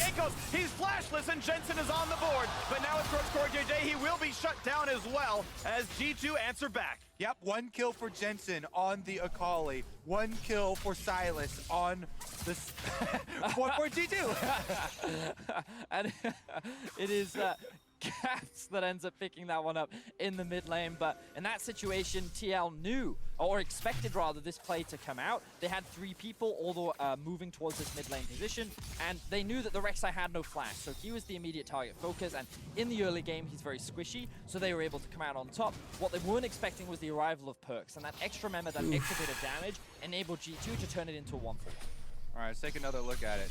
Jankos on the Rek'Sai, still staying underground, so he does get the pings to see that Smithy and Core JJ are arriving. And Core JJ makes the dash in to start the action here, and Team Liquid immediately turn on Jankos. They get the first Really kill, good turn. But on the same token, yes, the Rek'Sai doesn't have a flash. 1 for 1 at he the went end of the bottom day. side and killed the Braum, taking the Braum's flash as well. So Core JJ also no way out of the fight, and mid laners both get kills. And notice how Mickey did not use his lantern to actually try and save Jankos. He made the decision in the moment to try and bring Perks into the fight, because he realized my jungler is already gone. Rather than try and save him, let's redeem this situation. So I'd much rather have more damage than try and save a lost Perk. And that's going to be over the wall for Jankos. G2 knowing all about redemption. It's been good. In terms of what TL needs to do, I actually... They need to win mid jungle 2v2, and they need to naturally win bottom and really get the Akali ahead and really get the Akali going. Like, TL just wants to stabilize topside and work around mid and bottom to push their lead into blue buff and base. Like, that's something TL loves doing, like blue buff and base, like setting up level 6 kills with Ashe onto Varus and Thresh. They don't really have a defensive summoner, they don't really have defensive players. They don't really have defensive supports, and they're not running cleanse, so that's like a really strong play. Olaf and Akali getting priority mid, and then coming down bottom, and then Ashe and Braum like diving at 4. But bot dying and mid being kind of even really fucks this stat. For them so far over time now, a fight towards Bergson. What a great lantern there. I do want to point out that Jensen has yet to back. He's still holding on to his teleport, landing as long as he can for a later, bigger power spike. There is finally the items coming through. That is a Cutlass in, and he has better items so far than Caps in his mid lane. And despite the extra kill for G2, because of the Kennen on the top side with Klepto, you can see that Team Liquid actually slightly more gold still. A lot of it is focused on that Kennen matchup though. And what's interesting here is that yesterday when we saw Wunder playing his Pike into Khan's, Kennen, it was actually surprisingly even. And I think a part of that was Khan wasn't familiar or used to the matchup with the Kennen into Pike. Here we're seeing a lot more confident play from the side of Impact. Not only does that show his confidence on the Kennen, but it also shows that he's been paying a lot of attention to how Wunder plays this Pike, but he's also aware of where the jungle attention is going. He knows that a lot of focus is around the bot side Does of the this map. series He's change your able to opinion play of strength of aggressive, Fnatic and build a Origin? decent lead in this 1v1. Not really, it just Right makes me think more about like G2 is incredibly dominant as a team in LEC, and they're an outlier. Most of this gold lead for TL is in the top lane. This almost 20 CS lead for Impact. Expected based on the matchup. Again, the way it flips is getting pressure from your other teammates. And as we watch Caps and Jensen fight off back and forth, as he steals the Akali ult, could this be the all-in that Caps wants to look for? Not just yet as he walks away. Yeah, Xmithy in the wings here, threatening to turn that 1v1 upside down, and Caps backs off. Very close, so you can see the break point for this Silas versus Akali matchup. Once she gets the Gunblade, and in particular, once she gets that Leandri's, she'll be in a much better position. But in the interim, with Caps having that level 6 and having a couple more items under his belt, he's coming out ahead in a lot of these small trades. Yeah, we can take the opportunity to dive a little bit into those adjustments that Caps showed in this matchup that Jensen will... Like last game, how we talked about proactive early game is really good for G2. Like this game, I do think it's TL that needs to be a little bit more proactive regarding Akali and Olaf on what they can do on the mid jungle 2v2 and also making plays on bot side. Probably be learning from. You know, there are damage over time adjustments. Let's talk about the top side though. Gank incoming. Like, Attempted gank top. I don't like this game whenever it just goes into mid game. Whenever it just goes into mid game, Ashe is so vulnerable versus their comp. Pyke, Rek'Sai, Sylas. Where Varus is vulnerable, but Varus still has a Thresh to somewhat help out with Lantern, and it can definitely be the G2 side opening first. Side Impact had just burned his teleport. Protobelt to the side, then Jukes the other way around. Does get away from the Bone Skewer. The guessing game this time around does go to Impact. So this time around, Wonder will just walk away, unable to land the skill shot. Good use of the Protobelt from Impact to make things even harder for Wonder to land that. The Tiamat has now come through for Wonder, which means he has a little bit more pressure in the 1 versus 1. But speaking of pressure, Caps continuing to push in this one, in this mid lane. Quick wave clear there. The CS difference 6 right here in this mid lane. They both got 300 I didn't gold double kills. if just pick That Finch. small lead as Caps really wants to stop that recall.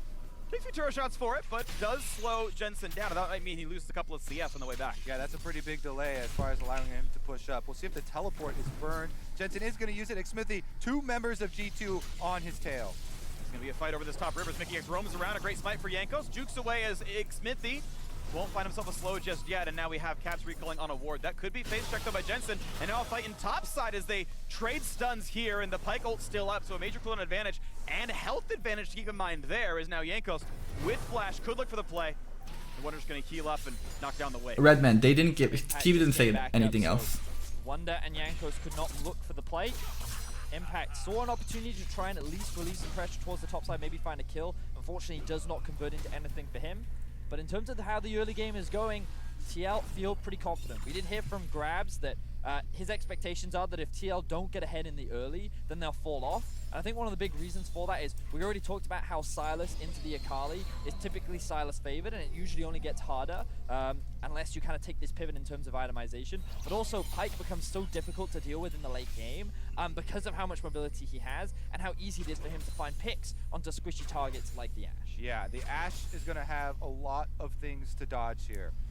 Double F going to rely on the flash because there is a Varus ultimate, Mickey on the Thresh, a diving combination of the Pyke and the Rek'Sai.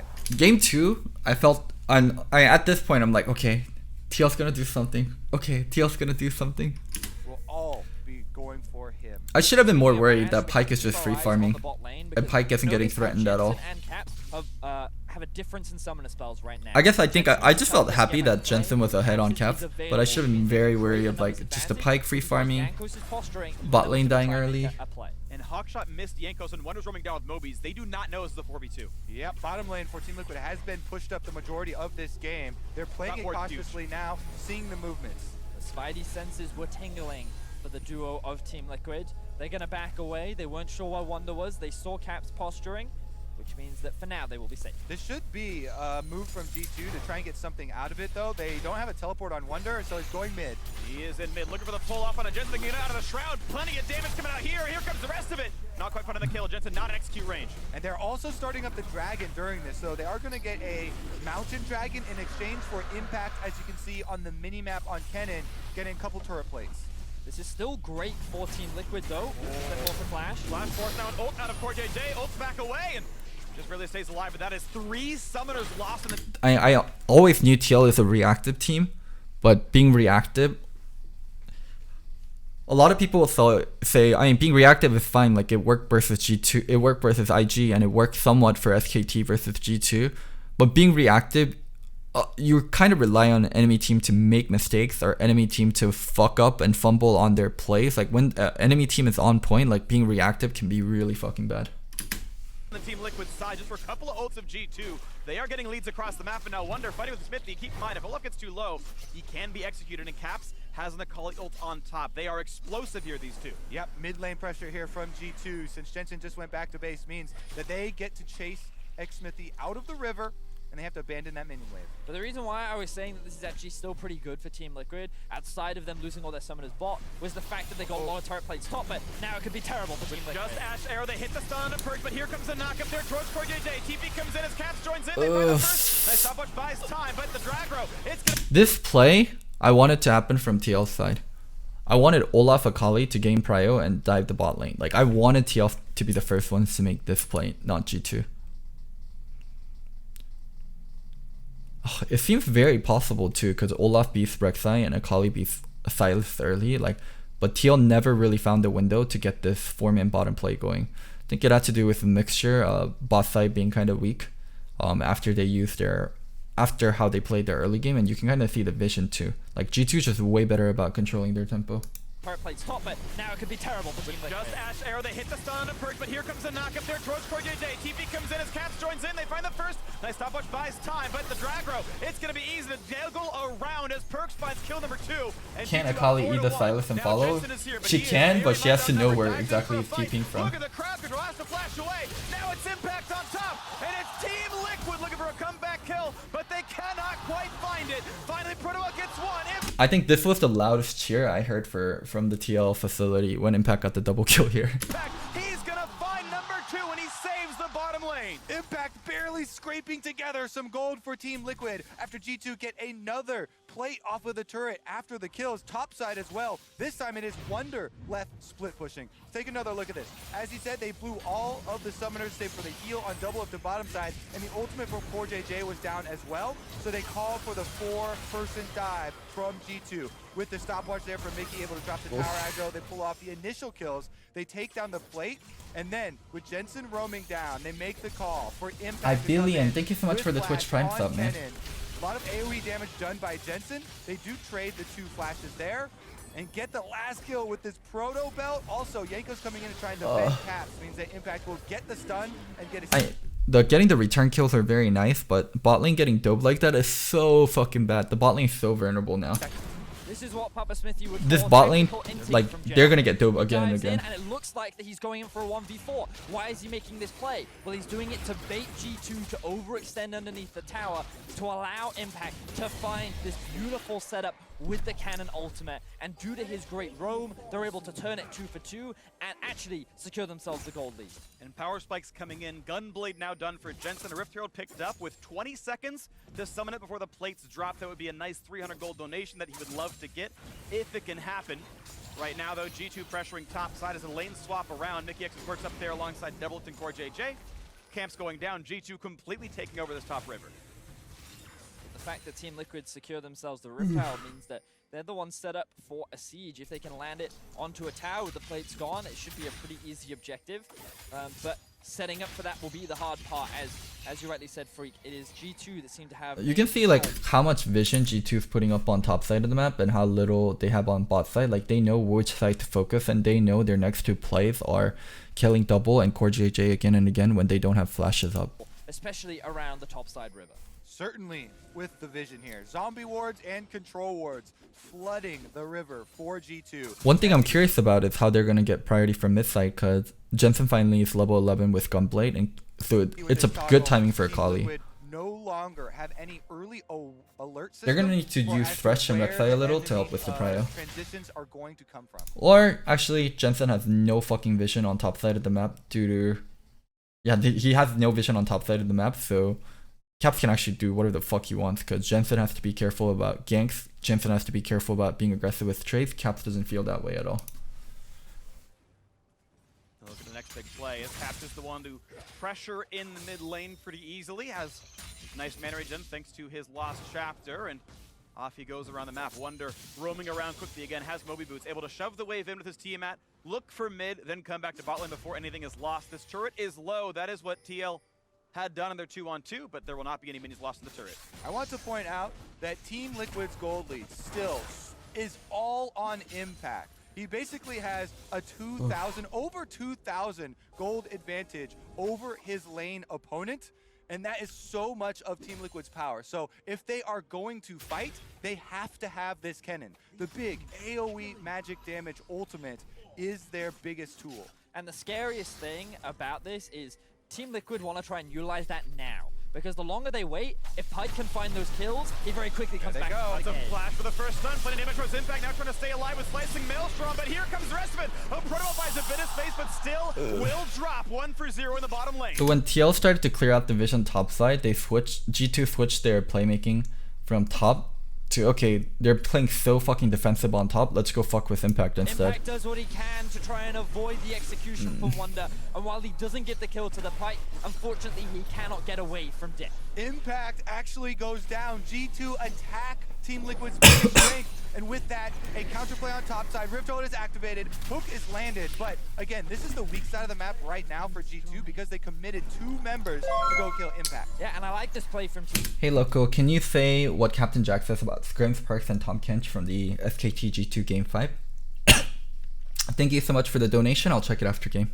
Liquid Kobe, because they could choose to keep the pressure up if they wanted to. They've even, I'm looking at the location of the Kali right now, she's actually gone down bot. This could be winnable. I like the reply from TL though, taking Herald and playing on top side, and what is it? Jensen going bot side.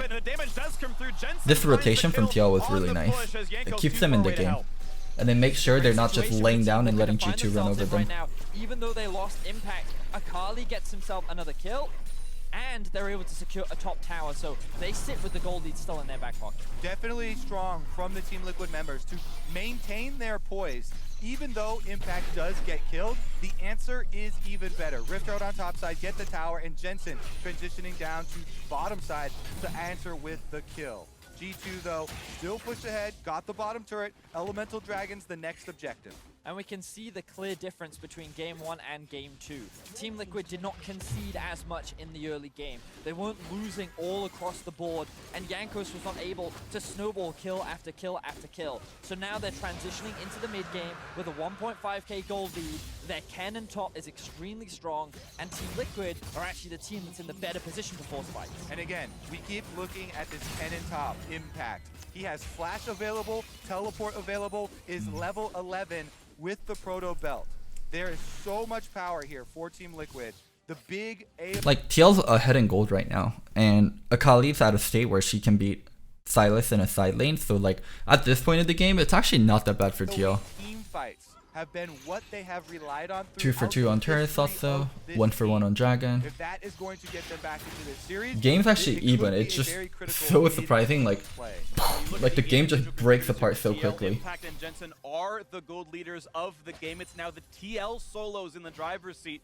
Jankos with his couple of kills actually has a lot of the share of G2's money, and now we look at mid pressure. Ash arrow used under the turret, and Corday takes it up as Flash comes down. Looking for the crystal arrow, finds one back, but not someone. This arrow missing? Oh my god. If Double shot this arrow a little bit earlier too. We look at mid pressure. Ash arrow used under the like Double needs to shoot arrow right away, and if they can actually catch someone right at their turret as people are TPing in, it's double TP. I can't believe he autoed the creep once before he ulted. If he ulted a little bit sooner and they caught someone near turret and people are able to collapse on that, oh my god, would have been so good. Akali and Cannon double TPing into. Jump in to save Double Lift's life there as Double Lift flashes out. Big play there from G2 to get a lot of summoner spells and cooldowns. However, they don't come away with the kill. Jensen on the outside is Akali, gonna throw down the shroud. Also a bit of luck there for Double Lift because Wonder was not close enough to land that execute. It came out a little bit delayed, which means Double Lift had time to flash out of that situation, but that could have been his death. Would he have been a little bit slower? There are definitely a lot of very scary pick tools on the side of G2. Now that there are no flashes on the Ashe or Braum, the Rek'Sai, the Varus, the Pike, all very threatening. Another Lantern here from Mickey is going to save Perks without the need of any summoners. And look at the 2 side lanes right now. You can see that Caps has actually pushed in towards the top side. Game it, TL's still like very much in it. So is G2. Like both teams are looking for that one big play, like one dragon fight, like one big fight where Akali can go off, where Silas can go off, where Pike can go off, where Kennen can get a gigantic ult. Like both teams are just looking for that one fight. Impact kind of postured for a potential 1 versus 1. Decided not to go for it because of the positioning of the wave. But as an answer to losing pressure on one side lane, they've gained it in the other. Jensen knows that he can win the 1v1 against Wonder, so they've kept him in this side lane to match up against the Pyke, and Wonder is forced to play on the defensive. He can't look for as many roams as he was doing prior in this game. Smithy back towards the mid lane. Akali Whittigan tri-brush down there as it's a defensive wave caught up by Caps with the Yankos near him as well as you look around the mini-map. It is G2 forced to be on their side of the river. TL up in gold and up in pressure. Knocking on some of these wards here and trying to get some of this control back. Game 2 a lot closer than Game 1. It was nearly over by this point in the first one.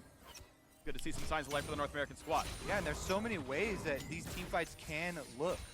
Because of the versatility of these champions, a lot of this is going to be about protecting your flanks with vision.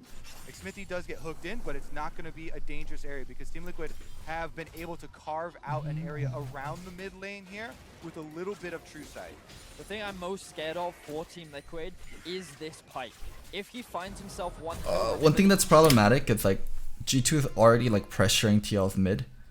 Like they're already on here ready to go, where Jensen's like pushing up, he doesn't have teleport. Like this play is about to happen and TL's not ready for it. That gold with the rest of his team. So there's a play ready to be happening mid lane and just they're so far apart. Oh my god. That should never hit. This was fucking insane from Mickey X. I can't believe he pulled it off. Watch here. R Flash and Mickey X like loaded up Flay where he fucking pushed him away even before. If Cannon got in there properly, Cannon has stopwatch there and they already used exhaust, the Cannon would have fucking shredded people and they would have had to force burn flashes. They actually tried to set up that dive onto Team Liquid. Incredibly dangerous thing to do, especially against the Cannon, but so fucking clutch. Once again. Wonder looking for an execute, but again, not quite reaching the threshold to find that kill onto Team Liquid. Yeah, G2 poking around, getting some harassment down. They do burn the flash off of Kennen, which is huge. But again, no kills being given over yet. That fight was 3 ults for 3, but Cap's cooldown is much shorter than the rest. And Impact also burned a flash. That was a cooldown lead to G2 as we look in the aftermath of that fight. Turret stays alive, and they both go back to clearing their camps here. Waiting as stopwatches come in, and the beginning of his Zonya's Hourglass here for Impact.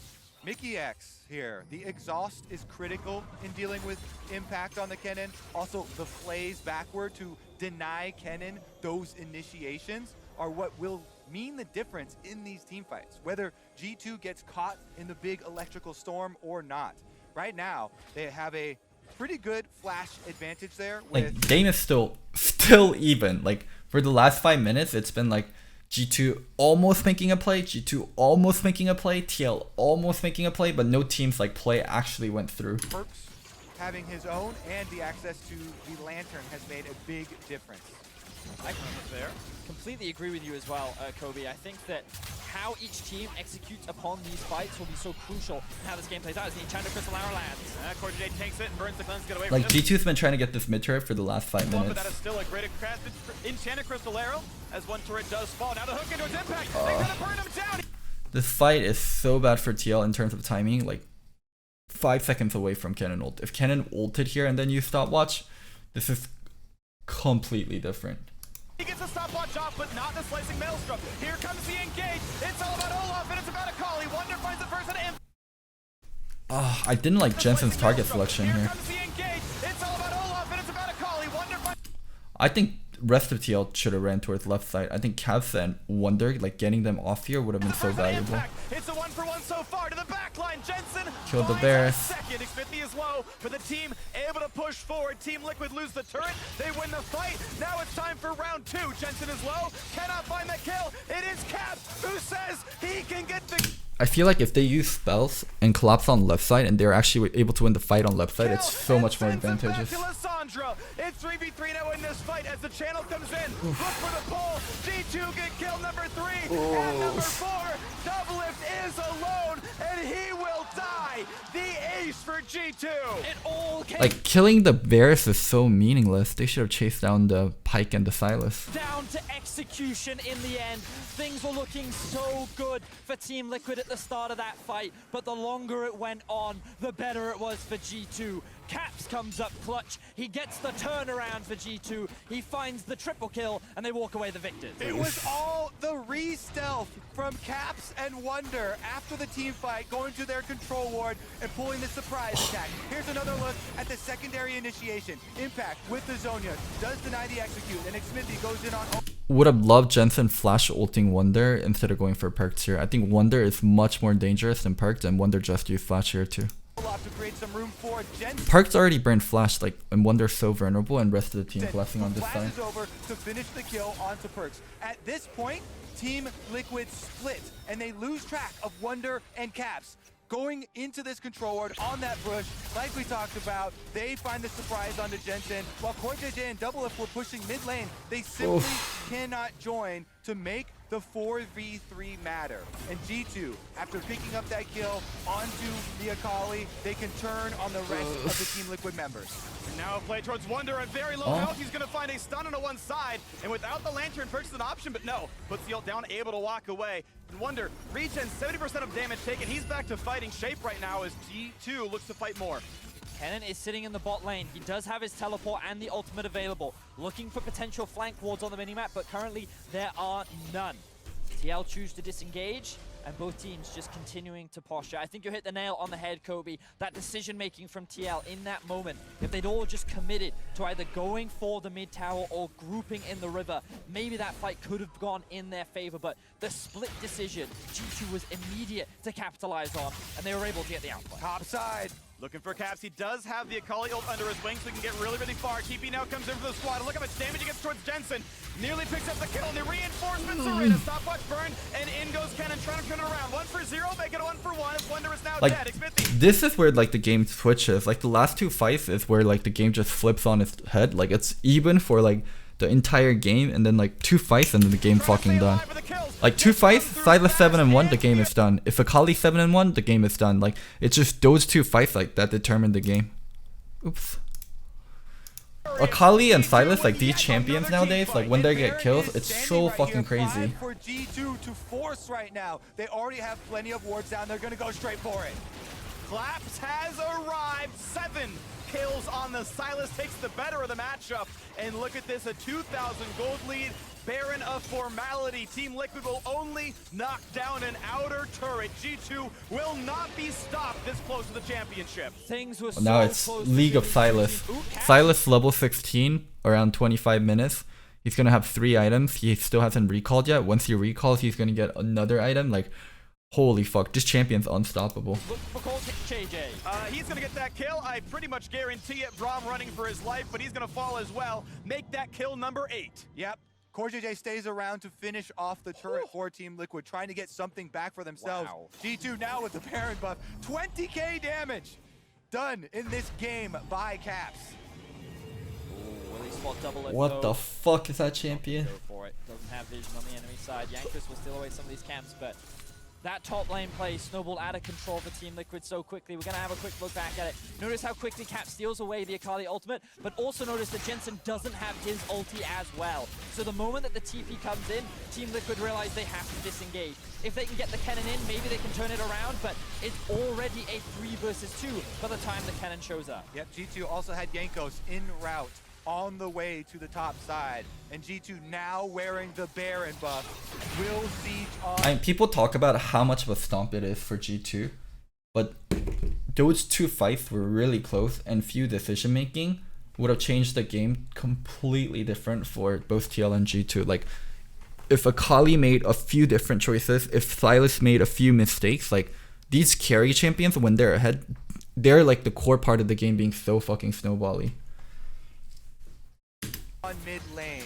Next wave is going to be a tremendous amount of damage. Bottom side is held by Wonder with his own Baron buff, taking down the secondary turret. And an AP Braum ult is pretty decent damage. Double So much fucking catfish. Okay, the point isn't to say like, oh, TL can win this game, but the point is to say this game is razor thin, and it comes down to this moment-to-moment decision making. And G2 were really on point, and they made the right decisions. Is that better? Just Twitch chat. Turret Are you gonna be happy? taking a lot of damage now as well, and Team Liquid unable to defend that one. As now the arrow comes in, barely dodged away by Jens, and that could have been a kill picked up as the Shroud was already down. Team Liquid maybe look to re-engage. Rek'Sai is in the bottom lane, but they're gonna find Because there's sometimes metas where the game is really slow and it's not even about winning one fight, it's just about scaling to a certain point and winning the game from that point onward. But now it's just getting your champions to certain power spikes, and once certain champions hit certain power spikes, they're fucking absolute monsters that can't be handled. Like once Ryze hits certain power spikes, once Sylas hits certain power spikes, once Akali hits certain power spikes, like these champions are so fucking out of control. from Wonder as well, and TL cannot find any such engage. So G2 just playing on 2 lanes right now. They've secured both the tier 2s in bot and mid. And a lot of ultimates are still available on both sides. TL, they don't want to That take has a gamble not right now. always They're been just the trying to case. wave pit, just trying to buy time and wait for that small mistake to come out from G2 that they can... Before, champions were very cooldown dependent. Like, if you think Bruisers like 1 year ago, 2 years ago, they were very cooldown dependent. And then it's like the new rise of the updated Akali, updated Revelia, Sylas, Spear of Shojin, and SM3 Bird that made Bruisers and these like mid lane champions way less dependent on cooldowns. And they just become fucking monsters. They just need to hit a certain point in the game and they are uncontrollably good. And they are like cheap defensive items that they can buy called stopwatches that give them like one-time reset in team fights and wait for their cooldowns again. Like right now, Bruisers and these like melee cooldown based champions like Akali are strongest they've ever been. They try to capitalize on. Predator burn for Smithy doesn't do much of anything as the mid lane clear is now the objective for Team Liquid, trying to weather this 90 seconds of Baron buff remaining. Still 3 waves to go on each of these lanes though, and G2 could absolutely, if they play their cards right, knock down an inhibitor turret. Gold lead 5,500. They've got more to do. Look at how quickly Wonder moves between the 2 lanes, going from bot to mid, utilizing the camouflage from his W and the mobility boots helps change. Like Pyke wasn't even the reason this game. This game is like just Sylas. In the event that TL tried to fight. It's funny, but the game comes down to 1v1 between Sylas and Akali, who can destroy the team harder.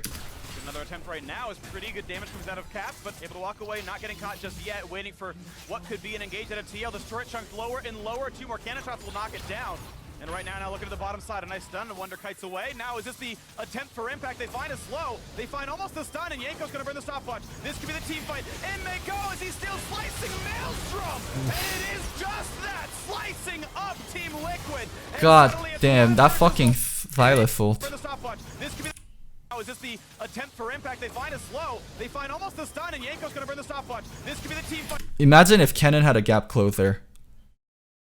Not just Flash, another gap closer on top of that. And his AP ratio for ult was stronger. That's Sylas. That's Sylas. You know what the scary thing is? He has his ult back up.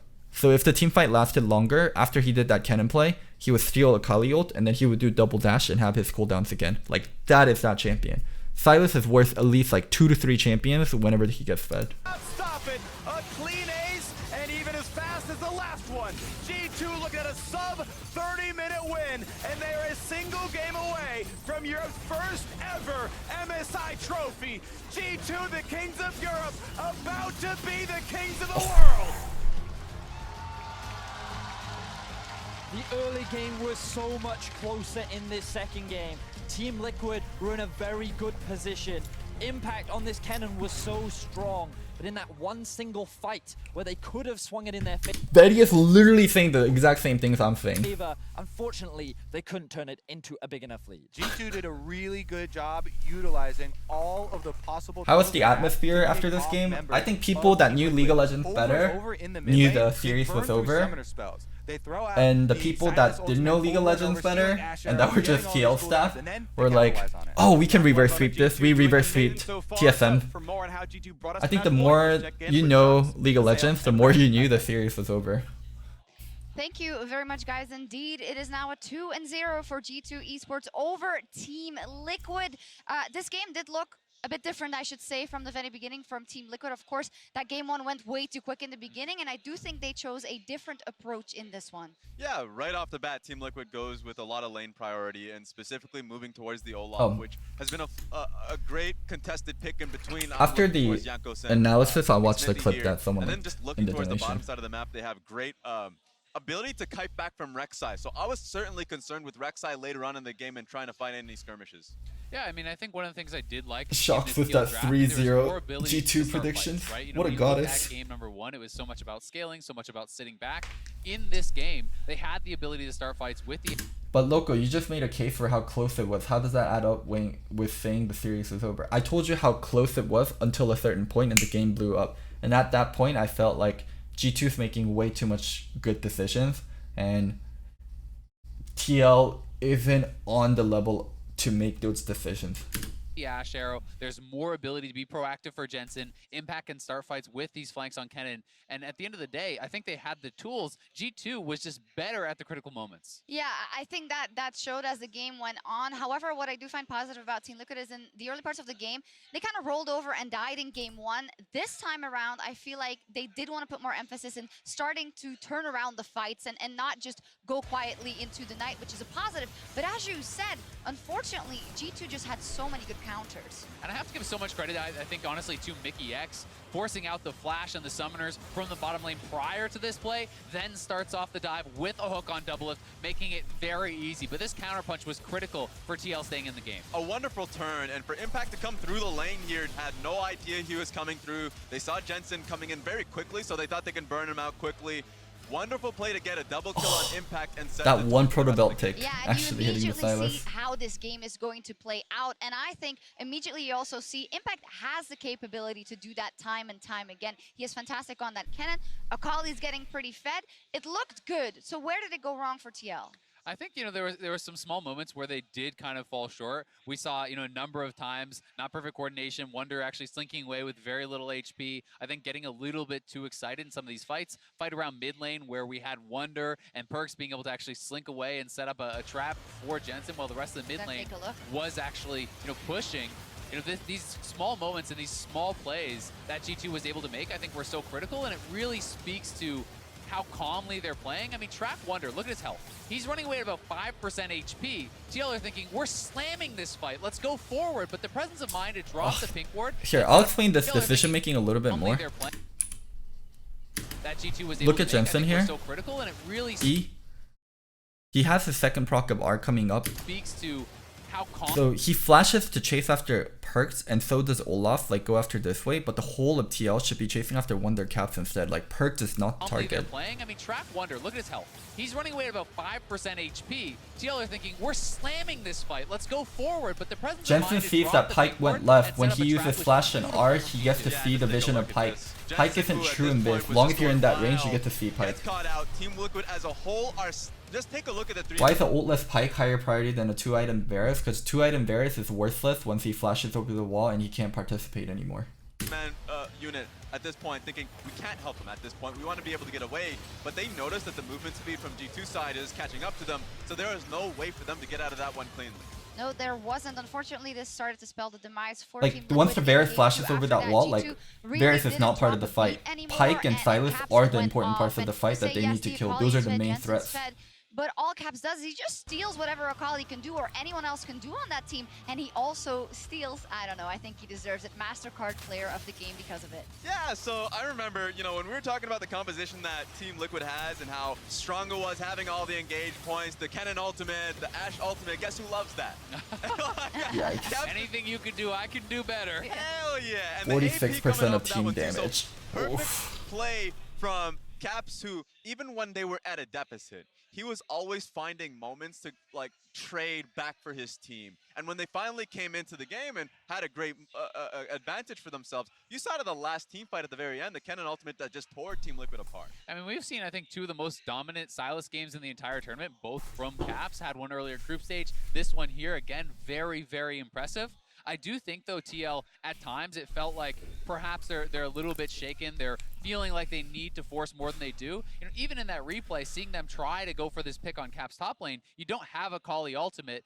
Olaf and the Akali there are not going to have enough damage to actually burst down that Sylas before G2 comes through. And G2 is always going to punish you for those mistakes because they Bazooka are so Burned, quick thank you so much to for the move Twitch around the Prime, map and man. group up as a team. Very And the much reality appreciated. here is this was a game where Team Liquid had a good draft. Yep. Like their draft was perfect, they had a good lead, and They were G2 even, yeah. once again in this tournament has come back where the lead was out of their reach. It seemed like it was very close for Team Liquid to just move towards Baron, and at this point G2 are just outclassing them. Not only is Mickey X just dominating just like support to support, and a lot of the plays he's making come due, and his lanterns have just been really clutch in a lot of these moments, but Caps has just been the most consistent force in the tournament. And his Sylas, if we're just talking about best Sylas right now in the world, him and Faker immediately come to mind. And Do they pull this back? At the end of the day, yeah, I mean, I think it's still possible, but you're playing to be best team in the world. You don't get to make these mistakes at this level and expect to win. And so far, G2 has shown us better games, and rightfully so. They're at match point. Do you guys hear the humming noise?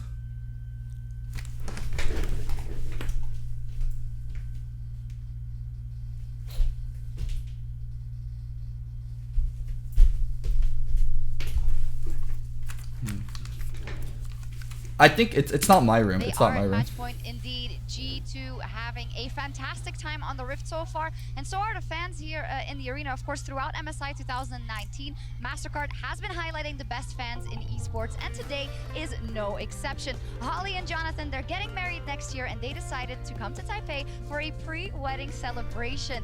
As MasterCard fans of the day, they also received God. Star Guardian minifigurines as well as Teemo hats. They also got a shot to hoist the MSI trophy. They got a fantastic back. Oh no, they're TL fans. Oh no. I hope their marriage ends up better than the finals. Stage tour, as you can see there. Team Liquid fans, unfortunately, that might not be an early marriage present for them, but we'll see. We'll be right back. We'll take a quick break, and then we'll see if G2 closes it out or if TL can bring us back in this series. 3-on-3 is now Perks is over the wall. This is a fight that G2 might win. Look at Yankos. He's flashless and Jensen is on the board. But now it's Score JJ. He will be shut down as well. This guy. Oh, to red. I got it. I got this auto. Nice. He very quickly comes There back. they go. It's a flash for the first stun. Playing Inventor's Impact now trying to stay alive with Slicing Maelstrom. But here comes the rest of it. 3v3 now in this fight as the channel comes in. Look for the pull. G2 get kill number 3. And People are blaming Doublet for not using heal and flash here. What the fuck do you want it to do? Heal and flash versus the Sylas? number 4, Doublelift is alone. They find almost the stun, and Yanko's gonna burn the stopwatch. This could be the team fight. In they go as he's still slicing Maelstrom, and it is just that, slicing up Team Liquid. He went to hit the turret. I know the team was so split. All right, let's go check the donation thingy. All right. 나 이거 스크림 때 봤어. 맞아. 이런 거 그렇죠. 예. 와 정말 무서운 팀이에요. 탑 미드 원딜을 바꿀 수 있다. 야. Oh shit. 아니 이게 Thank you, Emily. 내가 말했잖아. 그러니까 지금 탐켄치를 계속 배냈던 이유가 I'm 뭔지 not beta. 아세요? 퍽즈가 비원딜 그 원딜을 그러니까 비원딜을 못하게 만들려고 파이크를 이걸 배난 거야 탐켄치를. 계속 막 탐켄치 신드라 뭐 탐켄치 오리아나 막 이런 식으로 되게 많이 했거든. 신드라를 바텀쪽 그냥 비욘딜로 돌려. 그걸 연습 때 느꼈던 거지. 받아친 거죠. Okay, so I'll explain. I'll translate. All right. So Captain Jack is saying, I've seen this in scrims. So for full transparency, Captain Jack is a streamer for Cloud9 and a good friend of Reaper, because Reaper and Captain Jack both used to be on the same team, so that's probably where he saw it in scrims.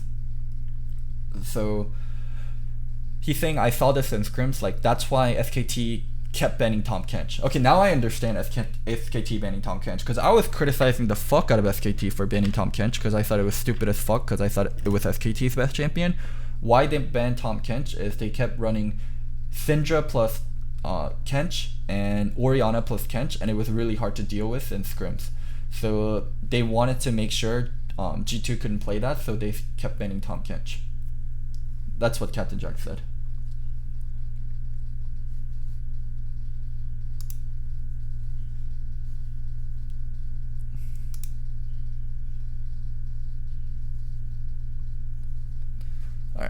Ready to go to game 3?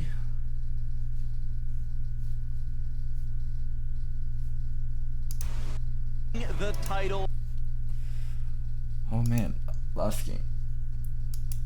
for Europe.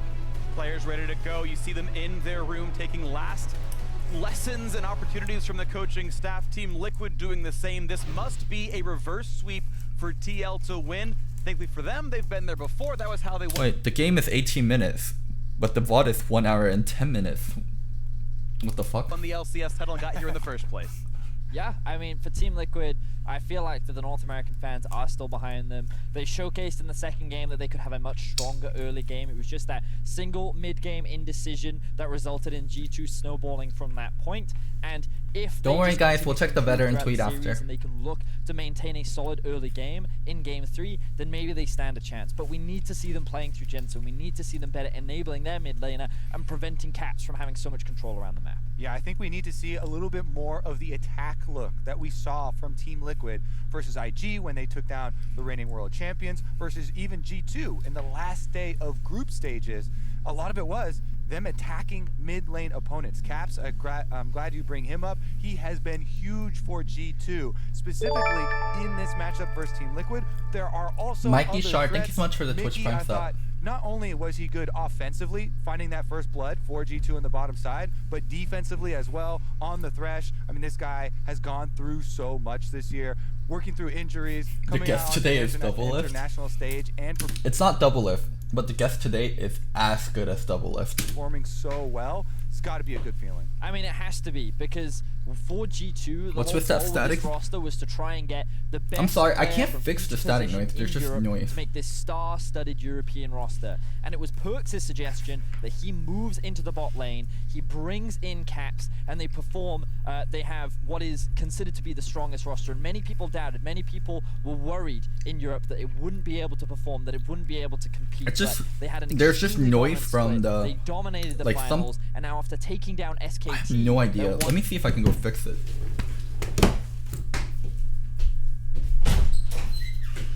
Yo, am I crazy? Can you come in here and check something for me? What? You have to show me on screen, but I swear to God I hear noise here. What about it? Do you hear noise, like a buzzing sound? Yeah, I don't know what it is though. What do you think it is? Because apparently stream can hear it. It's not fans or anything. Yeah, there's nothing on. Hmm. That? Yeah. You think it's that? No, it's not. No, it's not. Mm. What would it be? Is there construction outside? No. Alright, I thought I was fucking going crazy or chat was trolling.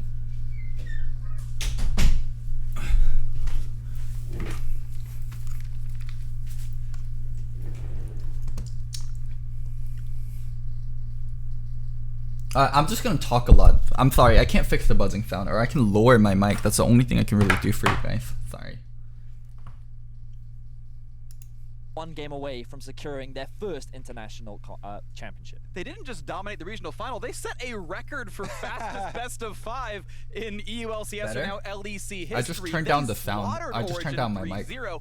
They're on pace here for the fastest international best of 5 if they can win in under Alright, I'll 33 minutes and 10 seconds. This Whatever. is a I'll just leave it record-setting be. team. They are turning all of the heads. Not only are they smashing compared to European standards, but they're smashing compared to world standards. This will, again, be the first European title since 2011.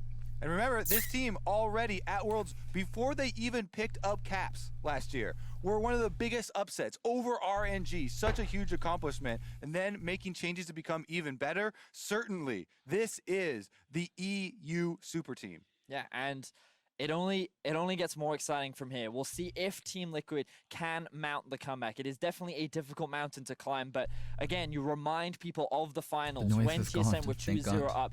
It looked over. It looked bleak. Yet somehow Team Liquid found that ability to punish. They found those small mistakes, and they clawed their way back into the series. And for Team Liquid fans, who I know will still stand behind Team Liquid and continue to grow their support, I would even just remind you of the series versus IG. This team looks so good versus Invictus Gaming, not dropping so many of these mistakes, looking for the offensive plays, attacking Rookie. They can definitely still turn it around here. They need to remain poised on stage and use the veterans that they have at their disposal. These players it's not a wire. in this situation before. There is like a buzzing noise. And it's funny that's because you going on. talk about being in the situation before, some of them in a way almost happened, where you had Doublelift tell Jensen, I will get you that LCS title, and Jensen told Doublelift, I will get you out of groups, and here they are doing what many thought impossible for North America, now only making it to the finals of MSI. Mods, you don't again, have to ban the having a shot spammers. at winning Let it, them that spam. hope It's okay. is It's still there okay. for these It's players. part of They the can fun. make the reverse sweep happen. Of course, G2 in the driver's seat. We go back to the blue side like game 1, and they repeat their bans from that game. Yeah, it looks like things are going to remain the same for the side of G2. Both Galio and Tarek taken off the board. Priority is likely going to be the Jarvan once again. The question is, how will Team Liquid pivot? Will they continue to take the Rakan off the board? Will Silas be the priority? Will Jarvan be taken away? Shurika, thank you it's so much for the difficult Twitch now Prime for Team sub. Liquid, and they're just going to have to go up against something or one of these strong options. Well, it's Akali and Silas This game off was the table, not really fucking willing to brutal. trade a jungler for a solo. This one was throwback to game 1 where they just picked Jarvan and Rakan. TL, I feel like pick, and TL it will didn't be adapt their Jarvan taken draft away. This well looks enough like to the it. exact same draft that I can remember from game 1 with Jarvan off the table, and Smithy must find a jungler he likes. Team Liquid might change up what's in their bottom lane, and it might be more late game team fighting with that Kai'Sa hover. Bottom lane has been such a focus for this series so far. G2 have had the advantage back-to-back games down there. So Doublelift on the Kai'Sa once again, very comfortable champion for him. And Sejuani for Xmithy will be the front line, does have the possibility of force hard engages.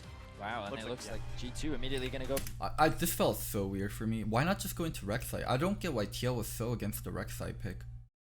And then Double just going to Kai'Sa, it's like... There has been teams that have been doing early Kai'Sa, but Kai'Sa Seju, you're just like, all we want to do is team fight. For the Xayah Rakan, they actually don't care what they're going up against, because with the Galio gone, they're thinking, well, to be honest, you've got nothing that can handle us. Now, there is one option of Team Liquid going for the Morgana right now, or they would likely go for the Brock. Alistair's actually going to be the priority. And even a Syndra in the mid lane. I look for counters in other lanes, not just in the lane with Rakan. Something I thought was going to come through last time around is some burst damage to try and take advantage of the weaknesses of Rakan. And sometimes Wait, the we will buzzing see only champions happens like when I'm that towards the talking? mid lane actually focus on killing him on the engages. But not so far. If we get the LeBlanc ban, actually, that actually opens up even more possibilities for Team Liquid to get that Syndra. I actually really like this draft so far from Team Liquid. It feels like a very Team Liquid draft, already catered towards team fighting. A little bit of scaling towards the bot side of the map, but Kai'Sa can typically still provide a lot of value. You have this very solid front line with the Sejuani and the Alistair also acting as an engage, and now they can round their draft out with mages in the mid lane, as you were already talking about, Kobe, and they can save that for the final pick as well. So to me, How about that? Liquid in this game 3 are just kind of returning to comfort. Better? Looks like they're saying we want to play 33-minute team fights here. They remove a team fight mage from Caps, saying no Azir, you can't outscale us in the mid lane. We get first dibs. I want to see if it's Syndra or Lissandra for more engage, or they index even more onto Doublelift being all the damage output. They've already got Alistair and Sejuani as setup. We'll see what comes through. Vladimir. AP, definitely still flexible here. We'll see what the second pick from G2 is going to be to round it out. Currently, they have a lot of speed for their engage, not a lot of tankiness, so it has to be execution-based. Interesting that they're hovering the Pike right now. I expect the Aurelia to come through, yep. I think this will go in the hands of Caps in the mid lane. I'm expecting them to utilize the high mobility and the level 6 all-in potential that Aurelia does provide to not only provide more AD damage to this squad, but also to be one of the main damage dealers moving forward with the comp. Yeah, no surprise here. A big strategy I'm not against Syndra, trying to attack the mid lane champion early and often with roams from your jungler and your support. Jarvan and Rakan will try and assist Aurelia in getting kills onto that Syndra early on in the game. Oh, okay. This fucking Syndra matchup is so dangerous versus Aurelia. Like, if you're gonna play Syndra versus Aurelia, you have to be so fucking on point. Game of and you have to be so MSI fucking 2019, and if it is, it's G2 winning 3-0 over Team Liquid. Must be a reverse sweep for it to go to North America's side. More team fight. Team Liquid going back and back to the most comfortable style of competition it could possibly be. It is team fight and late game 5-on-5. G2 have caps on a rail. Yeah, it's such a team fight comp. And one problem they'll run into later on is who deals with Nico and Irelia in side lane. Like Vladimir can deal with them, but Nico later on, like Syndra can't be in a side lane versus Irelia or Nico. Like that's the problem they're gonna run into later on. Champion he helped make his name on. The biggest I'm pretty sure Jensen ends up taking TL barrier. I know it didn't even get to that point where it got to 1-3-1, but it's so fucking problematic. Or it's so fucking problematic. Or the Syndra that she can't be in a side lane. Grouping up with Jankos and then trying to find a kill onto Jensen in the mid lane. I know there is no later on. I watched it. But even if it did get you later on, there would have been a problem. And the river leading towards mid lane. One final shot of the trophy. Only one of these teams will get the honor of hoisting it. And odds look pretty heavily that it's going to be G2 Can you really split push against that Dualistar engage? You can. If you're the first one to start split pushing. If you are the one that's split pushing, then the enemy team can't fucking, like the enemy team can't be the one engaging. If you are the one already split pushing and already in position, the enemy team can't fucking like start fighting on you mid. It's really dependent on who gets the tempo first and who lines up to it first. The pressure is on Team Liquid. A lot of hopes rest on their shoulders. Let's see if they can bounce back as we jump onto the Rift. This was a great third and fourth match, but I cannot wait for finals today. SKT versus IG. It was awesome that G2 was able to take third. I cannot wait for finals tonight. Exactly. Team Liquid. I have IG slightly beating out SKT. G2, but this team has had a similar percentage of success with 3 championship splits to their name. Since franchising, Team Liquid has only known success in the North American LCS.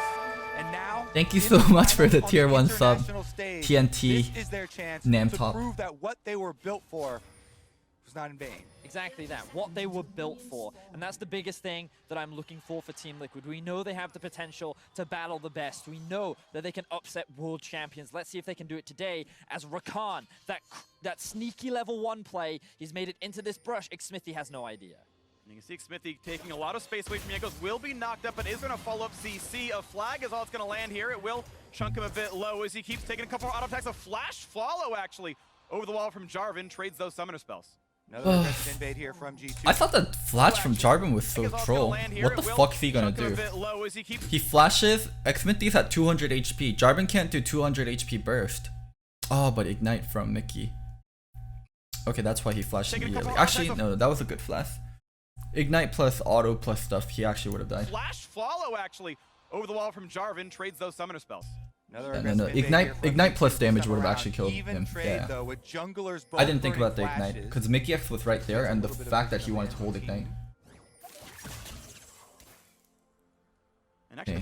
Locodoco chat smart. Locodoco chat smart. I'll say the line. It is going to be AP Nico, as you called it out, not the Witsend Ruin King rush for on-hit damage. It will be a lot of magic damage, gigantic teamfight ultimates, and Wonder can definitely counter-engage what TL tries to do. Also see Doublelift and CoreJJ once again not assisting their jungler, so they should be able to get priority on the lane, and they're already going to start the push off. Very valuable against Desire Rakan, and I do often like the Alistar into the Rakan pick, because every time the Rakan tries to go in, he's immediately going to get CC'd, and it's something you always have to show respect against, which means that this duo of Mickey and Perks can't be as aggressive as they would like. Looking at a stun right now, CoreJJ can find a little bit of damage. Now the Flagger Dragon's going to find the first knock-up. Ignite is on a Doublelift, and he has to flash away while still level 1. Why does TL lose bot lane? That's the one point. That's the one point where I was just so fucking confused, like TL losing bot side every single fucking game. Because that's one aspect where I feel like TL should be much better than G2. Heal first out of Doublelift, plus still landing the damage. I don't get it.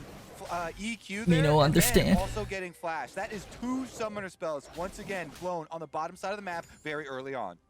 Incredible start now. G2 Esports have found a lot of success through Jankos' early ganks. He might be seen coming through. Nice stun right there, comes out of Caps, but will not take that trade as Electric Group pops onto him. Sejuani right behind as well, so that is not a fight to be had. Now top scuttle is the battle. Level 2 on both these sides. They've both taken 2 camps.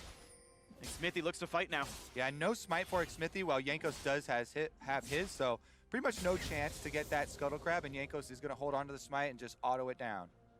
Takes that level 3, leeching some minion XP helps that. This is so fucking brutal. 3 CS Kai'Sa, 13 CS Xayah. I mean, I'd imagine there's waves built up, but when the wave crashes, it's going to be hard for the Kai'Sa to CS. And also, he burned both flash and heal level 1. Next time Jarvan comes around, or Mickey X lands a flash W, just fucking fuck. As well. Xmithie try to find something useful to do, but sadly will lose It's both so fucking hard to do anything in that point. So far after that red buff. Jensen spotted out, now a re-engage to the bottom side. Doublelift still level 1, unable to dodge that kind of engage.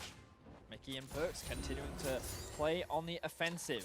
Remember that they do have the Summoner Spell advantage. Doublelift still only level 1, as you talked about, Freakin'. This duo has really struggled throughout this series. So much focus has been put onto trying to shut down the core JJ, but now they might finally be able to find something better. There's a flashless Jarvan, but he has EQ available to dodge out of most of these ganks here, as there is not an engage to be found on the TL side. Just the blue buff attempt stopped as they take what farm they can. You can see the 23 to 10 in CS down here. Bot lane is getting smashed. Yikes. Xmithie draws the blue buff into Yikes. rush here so that Jankos doesn't have vision It's of just the health. TL lost in a way. Still threatening the TL bottom side. TL lost in a way where I didn't think they would lose. They go. Level 2 looking for the engage, but Corday is around. They find the first knock-up, plenty damage there. Headbutt finds a bit of space, and a 3-man pull where the first blood still does come through. G2 Esports 10 CS Kai'Sa, no thumbs. And once again, G2 successfully This repeat gank has no counterplay now. Making this series impossible for him to play, and now Caps is looking to fight Jensen. And he's got Ignite. There's plenty of damage output there. The barrier will keep Jensen safe as Caps walks away cleanly after winning trade. Yeah, both holding onto the summoner spells. Jankos passes over a ward, so even though he comes mid lane, Jensen should know his whereabouts. Xmithie setting up the counter. All right, trying to bait him for the play. Here comes the first stun. Here comes the engaged barrier pop, flashing away. Will there be a stun? Can there be an answer kill for Team Liquid? Forcing one flash out. Now they need the stun into Jankos. They're going to find that with all the damage, and Jensen will get on the board. Good use of information there with the ward that Jankos passes over. Jensen calls Xmithie for the counter play. Let's go. Team Liquid get something out of mid lane. Let's go, down. Liquid. This is the best situation for Team Liquid to be in after that early deficit down bot. Try and get Jensen Reverse sweep, turn reverse this sweep. comfort pick of his into something that We can got carry this. the game. Winnable. Team Liquid. Attempted engage now on the bottom side. Of course, not a lot Winnable, of health on first. winnable. Takes some hits, has to walk away. Doesn't find the pull back for the root, so it's an easy disengage now as Mickey X will not find himself in his own engage. This game right now, only 300 separates. It is reasonably close. We can go back once it mid-lane shows the gank replay, again. but even though how the Expecting wave is right set over up, the it's so ward fucking vision bad there, for so double. Then you call Xmithie, and it is going to be a Oh my god, so okay, they didn't even show how the kill happened, but if you look at the wave here, it's frozen so tightly that it's so fucking hard for double to do anything. If Mickey X can land a flash W, double dies. Like, if Mickey X lands a W, double dies. If Mickey X lands a W on core JJ, there's potential core JJ dies because he has Ignite up and double doesn't have heal up. Right now, this heal plus Ignite is so fucking dangerous. This game right now, only 300 separates. It is reasonably close. We can watch that mid lane gank again. Yeah, as expected, right over the ward vision there. So then you call Xmithie, and it is going to be a flash bottom side double. we get back from the replay and he's dead. And I'm like, what happened? What happened? But they're trying to chase him down underneath this turret. Has to flash away from that feather. What's the emotion at this viewing party at this point? I was thinking, holy shit, there's hella investors here and a lot of TL staff. Let's just be quiet. Try and help his laners on the top side of the map, but there's nothing he can do about the bottom side as Jankos is now looking for revenge against Xmithie. For the play, Impact does have an empower to heal. He's not going to be able to pop it, just barely puts that in, but has to flash with 2 HP left on the health bar, just walking out. Once again, Jankos is on a rampage throughout Summoner's Rift, top to bottom. Investing into TLLW, they only won 3 splits in a row and made MSI finals. Lol, what a terrible investment. Now, will there be a repeat heal? Will there be something else as the aftershock comes in, survives the damage? Jankos at 100, puts the flag down, but will not find the follow through. It is still waves lost to the top side. Advantage again to G2. Exactly, the biggest difference here. Impact does not have teleport, so that is a ton of experience lost. Bottom side, Core JJ goes in for the engage. Decent initial engage by Core, but cannot find the auto attack to stun. All the memes are good, but let's not fucking like underplay. TL beating IG was an incredible accomplishment. 49 to 27, G2 are outperforming outperforming this game. So now we get to see what happened to Doublelift. The flash knockup coming through from Mickey when Doublelift still has no... Wait. What happened to Doublelift? The flash knockup coming through from... Outperforming this game. So now we get to see... There's like a slight timing where you can cancel Rakan out of the knockup, but Core's too far away to cancel, so Double just dies. Mickey X spotted a fucking amazing moment where Core JJ is a little bit too far from Doublelift and he went for it instantly. What happened to Doublelift? The flash knockup coming through from Mickey when Doublelift still has no Damn. summoners. On the Now, rewatch, first Mickey's actually... Summer Lovers duo Mickey was looks too a lot much better for than I Doublelift to thought. handle, and he ends up getting shut down. On the rewatch, a honestly lot of been credit, insane more in credit this to series Mickey, for G2. but I still think Jonkos and G2, Caps played people really well. expected the bottom lane to be their weakness, but they've turned it into their strength. I With the wonder tension from how we would talk about Perks separated from Mickey. I mean, Perks is an amazing player on his own, but Mickey, holy shit, this guy sets up so much.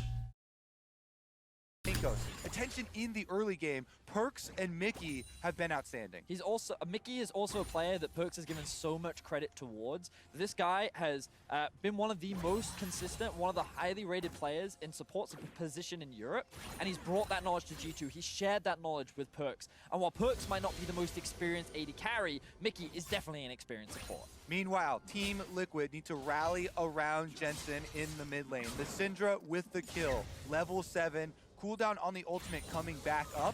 This is a possible point for them to get kills. Xmithy is here. Azoras, thank you so much for the Twitch Prime sub. They don't find this opening as that minion walks up. It might reveal his location. Xmithy trying to hide away. They still don't have the cooldown on Syndra's ult back up. They might try for the attempt right here if he can find the QE. Nice juke by Cath, but will be hit a little bit. Nice double stun comes in. Ult comes in as well. He's got a lot of a playground to play around with. They find that first stun. They find some damage, but Ignite means he will get the solo kill, the 1v2. And Caps tries in for Jensen. And here comes Mick. Oh my god, you want to break down this play? The cooldown on Syndra's. What is Caps doing here? Why is he queuing the minions? Because he wants to stack his passive. You want to get to 5 stacks of passive as Irelia. Once you get to 5 stacks, you get a little bonus damage and attack speed. He's at 3 stacks, he wants to get to 5. Trying to juke out Seju. He's trying to juke out Seju Q and Irelia stun. Dodges both.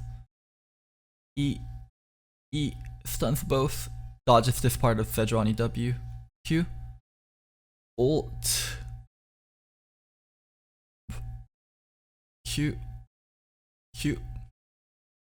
Auto. About to get stunned, take a lot of damage. Start casting W. Make sure you're only taking little damage. Perfect W cast. Kill off Xmithy first. Get the HP back. Got the HP back from Triumph. Waiting for Q cooldown, walking out, waiting for Q cooldown. Jensen used Q, can walk back up, waiting for Q cooldown. Oh, don't even need to use Q, I got him.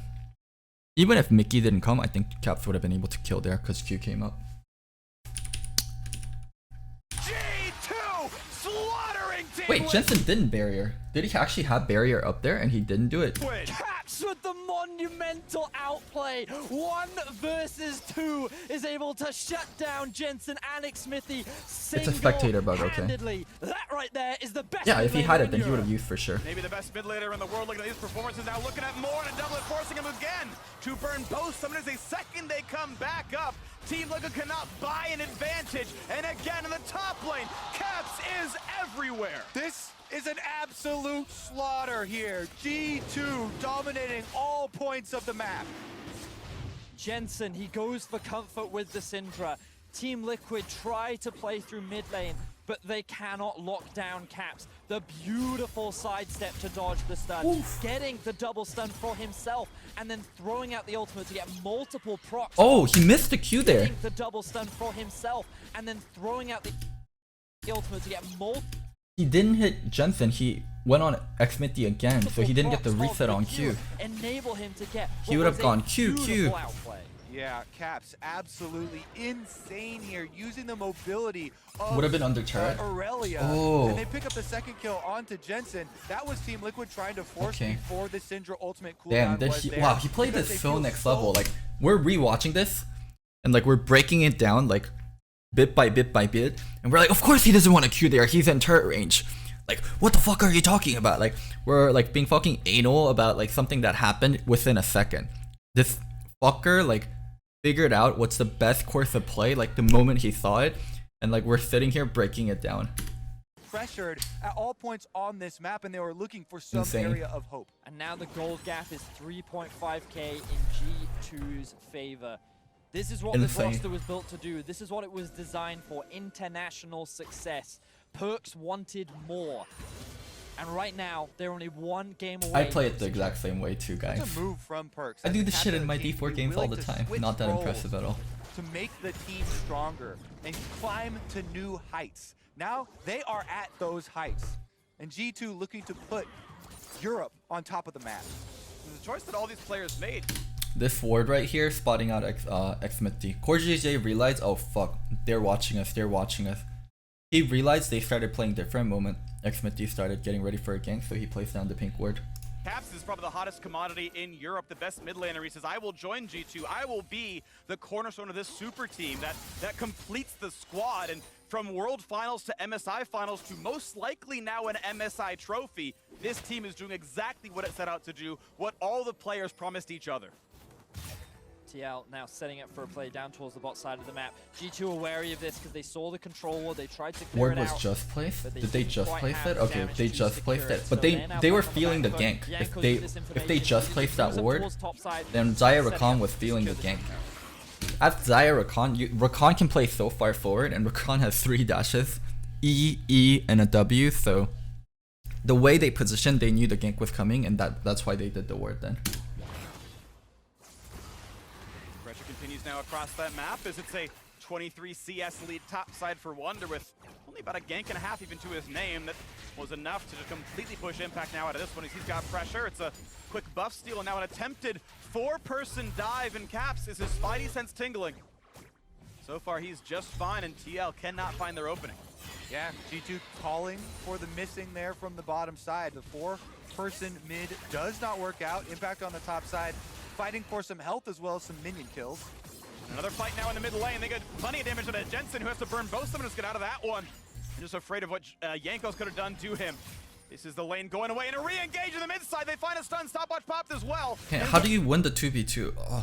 Oh, I didn't talk about this draft at all, but it's so much AP damage focus once Irelia gets Withstand plus Mercs. Like, she just straight rushed defensive MR items. She's unkillable. A lot of Sejuani's damage come from her spells. And also, it's not even that much of a damage, and also Vladimir, Syndra, Kai'Sa does a lot of AP damage. They're just so magic heavy. Not enough. Caps is playing out of his mind in this game 3. He wants to secure this championship for G2. He wants to secure this MSI title for Europe. And they still have so much time to mine turret plate money off of all these winning lanes now. They have all the pressure across the whole map. They have the run of the jungle, and they can use that to increase this to a monumental gold lead. Will TL 14 out of find space 15 to plays? answer back? Is Impact that what really trying to. happened? He's got to be really careful with this engage. We'll get some damage. Here comes Pop Blossom. A quick heal comes out, and they both stay alive as the flash of their burn. Ult's the same. Impact now with the help lead up top side. Wonder is consistently applying pressure onto Impact. As we now get a replay back onto this mid lane play. So this time around, Xmithy's able to block a lot of the damage going down onto Jensen. Caps has 5 stacks with Irelia. He's super fucking dangerous here. And a beautiful flash knockup, followed up by a great return ulti from Xmithy, but we have more fighting. We got to return to the top side right now as one auto attack will do him in as Jankos is on the board with his first. Caps yet again, wits and done. I think at this point, people knew it was over. Even TL's deepest supporters knew it was over. Because a lot of people at the Alienware viewing party aren't like experts on the game. They just know they support Team Liquid. And like even at this point, like because of how quiet the room was, like everyone knew it was over. 3-0-2, G2 are unstoppable. With both of the mid laners down, G2 can now take these turrets. They're actually taking everything. The red buff here Dude, even I believe for a start, for a little bit, I'm like, IG's just a better G2. TL will be way more prepared. They already played IG, and G2 has to play right afterwards. Like, there is a world where TL wins. Like, I can see it happening. NA will be the greatest region ever. There is an alternate dimension where we're celebrating NA winning international finals. That's a world record for international best of 5. They've already taken down Faker and SKT, setting a record on the way to the first European title since 2011. Is a great way to cement G2 in history. Well, there's 1 in 14 million. With that, Freak. Charge gets off on the secondary turret here, and this might go down. Taking a lot of damage. The Herald will fall. Finally, a fight that one that TL can win. Jankos drops, but Caps is under the turret, and he gets away with it too. Finally stunned, a bit more damage in, but he's still not dead. He's still healing. So I'll try to explain what Caps did here. Stunned, a bit more damage in, but he's still not dead. So here, he Qs on Xmithty to get the heal. And also, when you Q the other way, right, you end up behind the target. So he was trying to dodge Core JJ Q by Qing this direction. He almost did it too. It was such an insane play.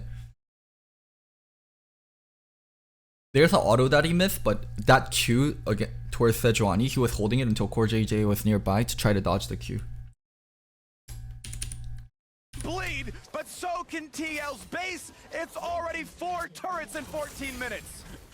So much gold just got Jerky's picked minion. up There's for no G2 there, dimension that while Team even had Liquid NA winning. finally NA are get the the only kill reason onto to not win a Caps. massive What tournament did and it will cost them, always guys? remain inferior. It's NA's only a copperers moral come at victory me. there Thank as you so they much for the are finally $25 able to get donation, him, but G2 in run the the 14 map. million They run different Summoner's Rift, scenarios, and there they is are a world running where this series NA are on. MSI So many champions. fans say that when Caps plays, There the is a gods world, there flip is a coin. dimension. Today it feels like that it is a double-sided heads because this man has been on a tear throughout this series.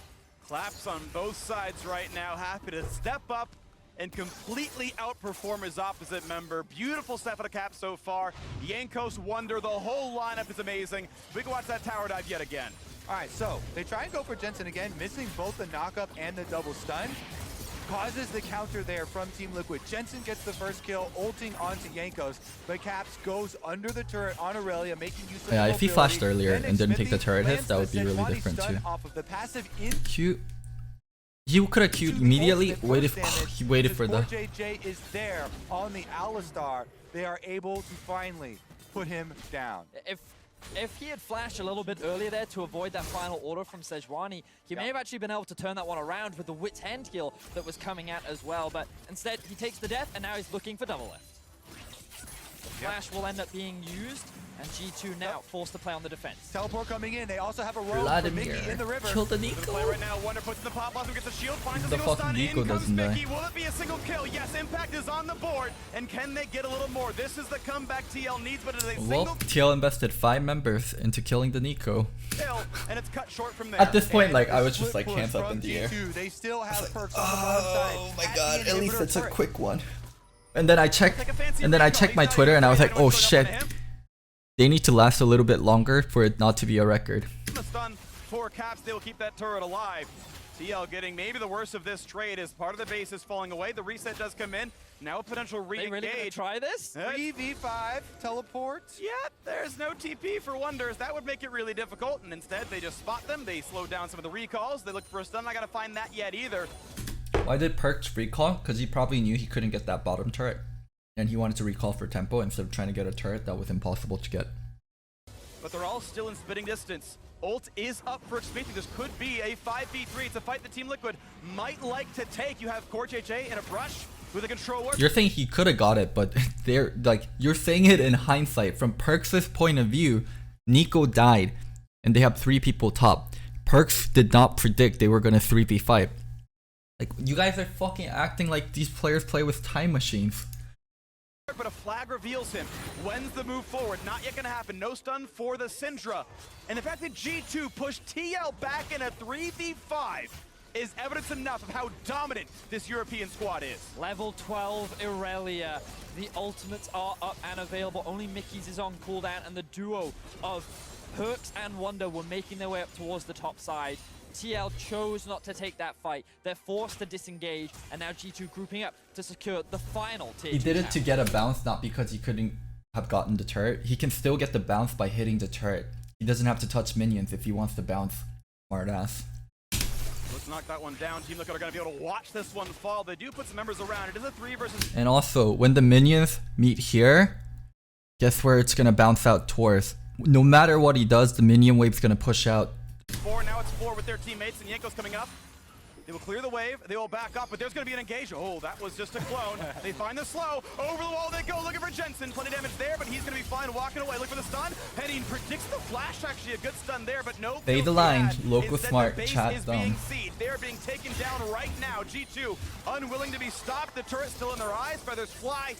And G2 will pull back. That's a big stun. That's a big engage. Oh my gosh, look at the fight. They look for kill number 4. This might be an ace inside of the base.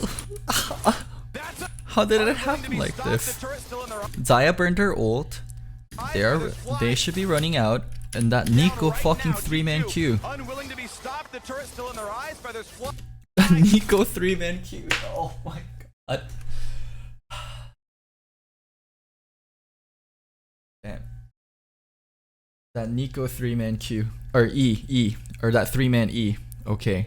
Locodoco chat smart. Locodoco chat smart. That Nico 3-man E. Oh wait, he got the 3-man Q anyways. I was talking about that 3-man Q. You guys just didn't realize which one I was talking about. Inside of the base, inside of 18 minutes, the mid inhibitor will surely fall. And G2 rip through the hearts of Team Loco Liquid smart, and North chat American dumb. fans as they secure themselves in the top of the world. There is no chance TL comes back from this. They're already on to the Nexus turrets. This is what peak League of Legends looks like, and it comes from Europe. A world record. G2 No, I can see Ocelot and Perks and Caps and Veteran smug faces. I love Veteran like being happy and like gloating about Europe when all he did was he stayed at home and he wrote angry words on Twitter. Like Veteran is gloating and all he did was he's on Twitter writing angry words. G2 did all the work, but Veteran is one of the bigger person taking the credit.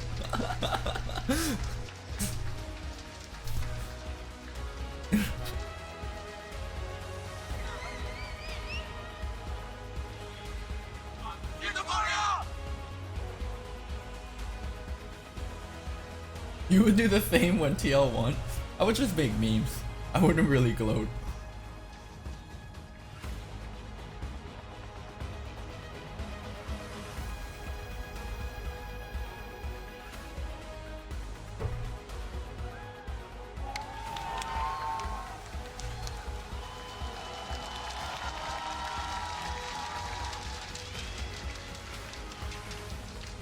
What's the guest today? Nash1 12345, thank you so much for the Twitch Prime sub, man.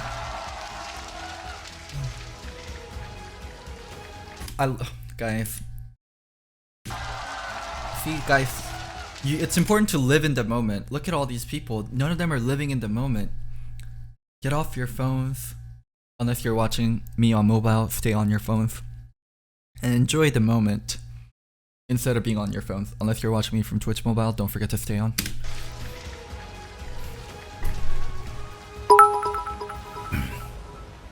The first MSI trophy for Europe. G2 Esports. They wait for the rest of the squad.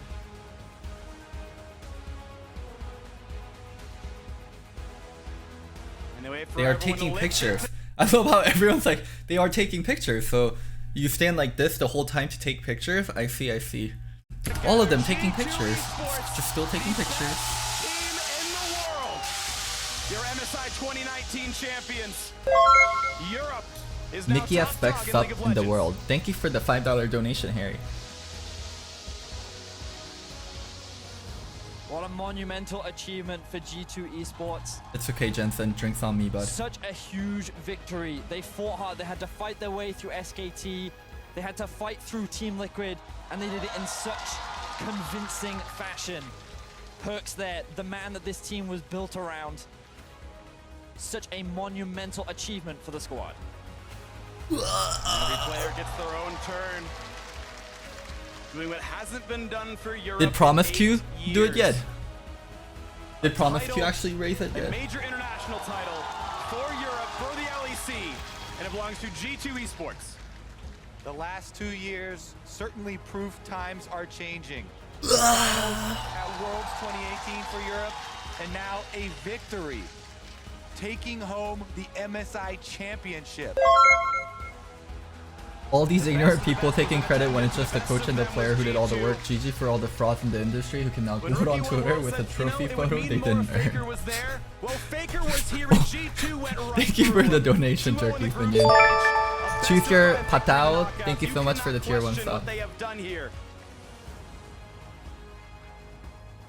And a big shout out as well to Promise Q, the hidden hero behind the team, supporting G2 with Mickey's wrist injuries. 再次用最热情的掌声恭喜 G2 Esports 获得了2019季中邀请赛的冠军。 I love this guy in the front. This guy's like, guys, move.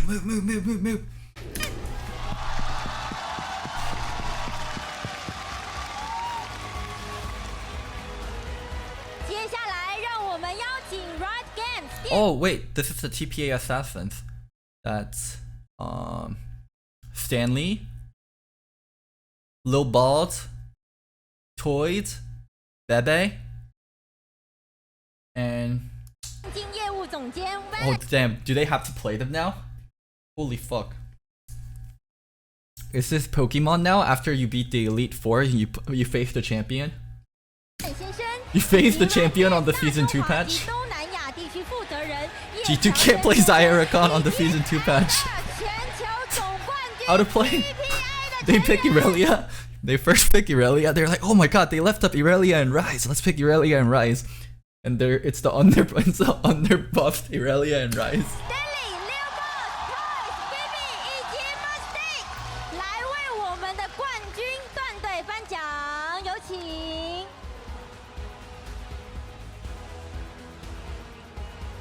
They're like, let's run Tarek Sona. They pick Tarek and they're like, wait, what the fuck? My stun and ult are different. 哇，好开心，再一次看到我们的 TPA 成员们聚首。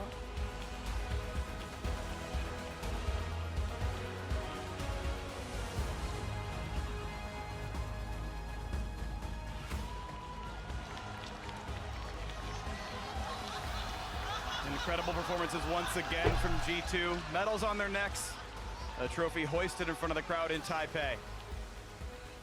And my question now is, how far can this team go? Oh, the extra medals for veteran. Holy shit. They made a medal for veteran. They knew how much he contributed to the G2 victory. They made a medal for him. They've shown absolute dominance in Europe, in their own region, and now absolute dominance Oh god, he got 2. on the biggest stage. The Like, I'm holding this one for veteran. 献给 G2 以及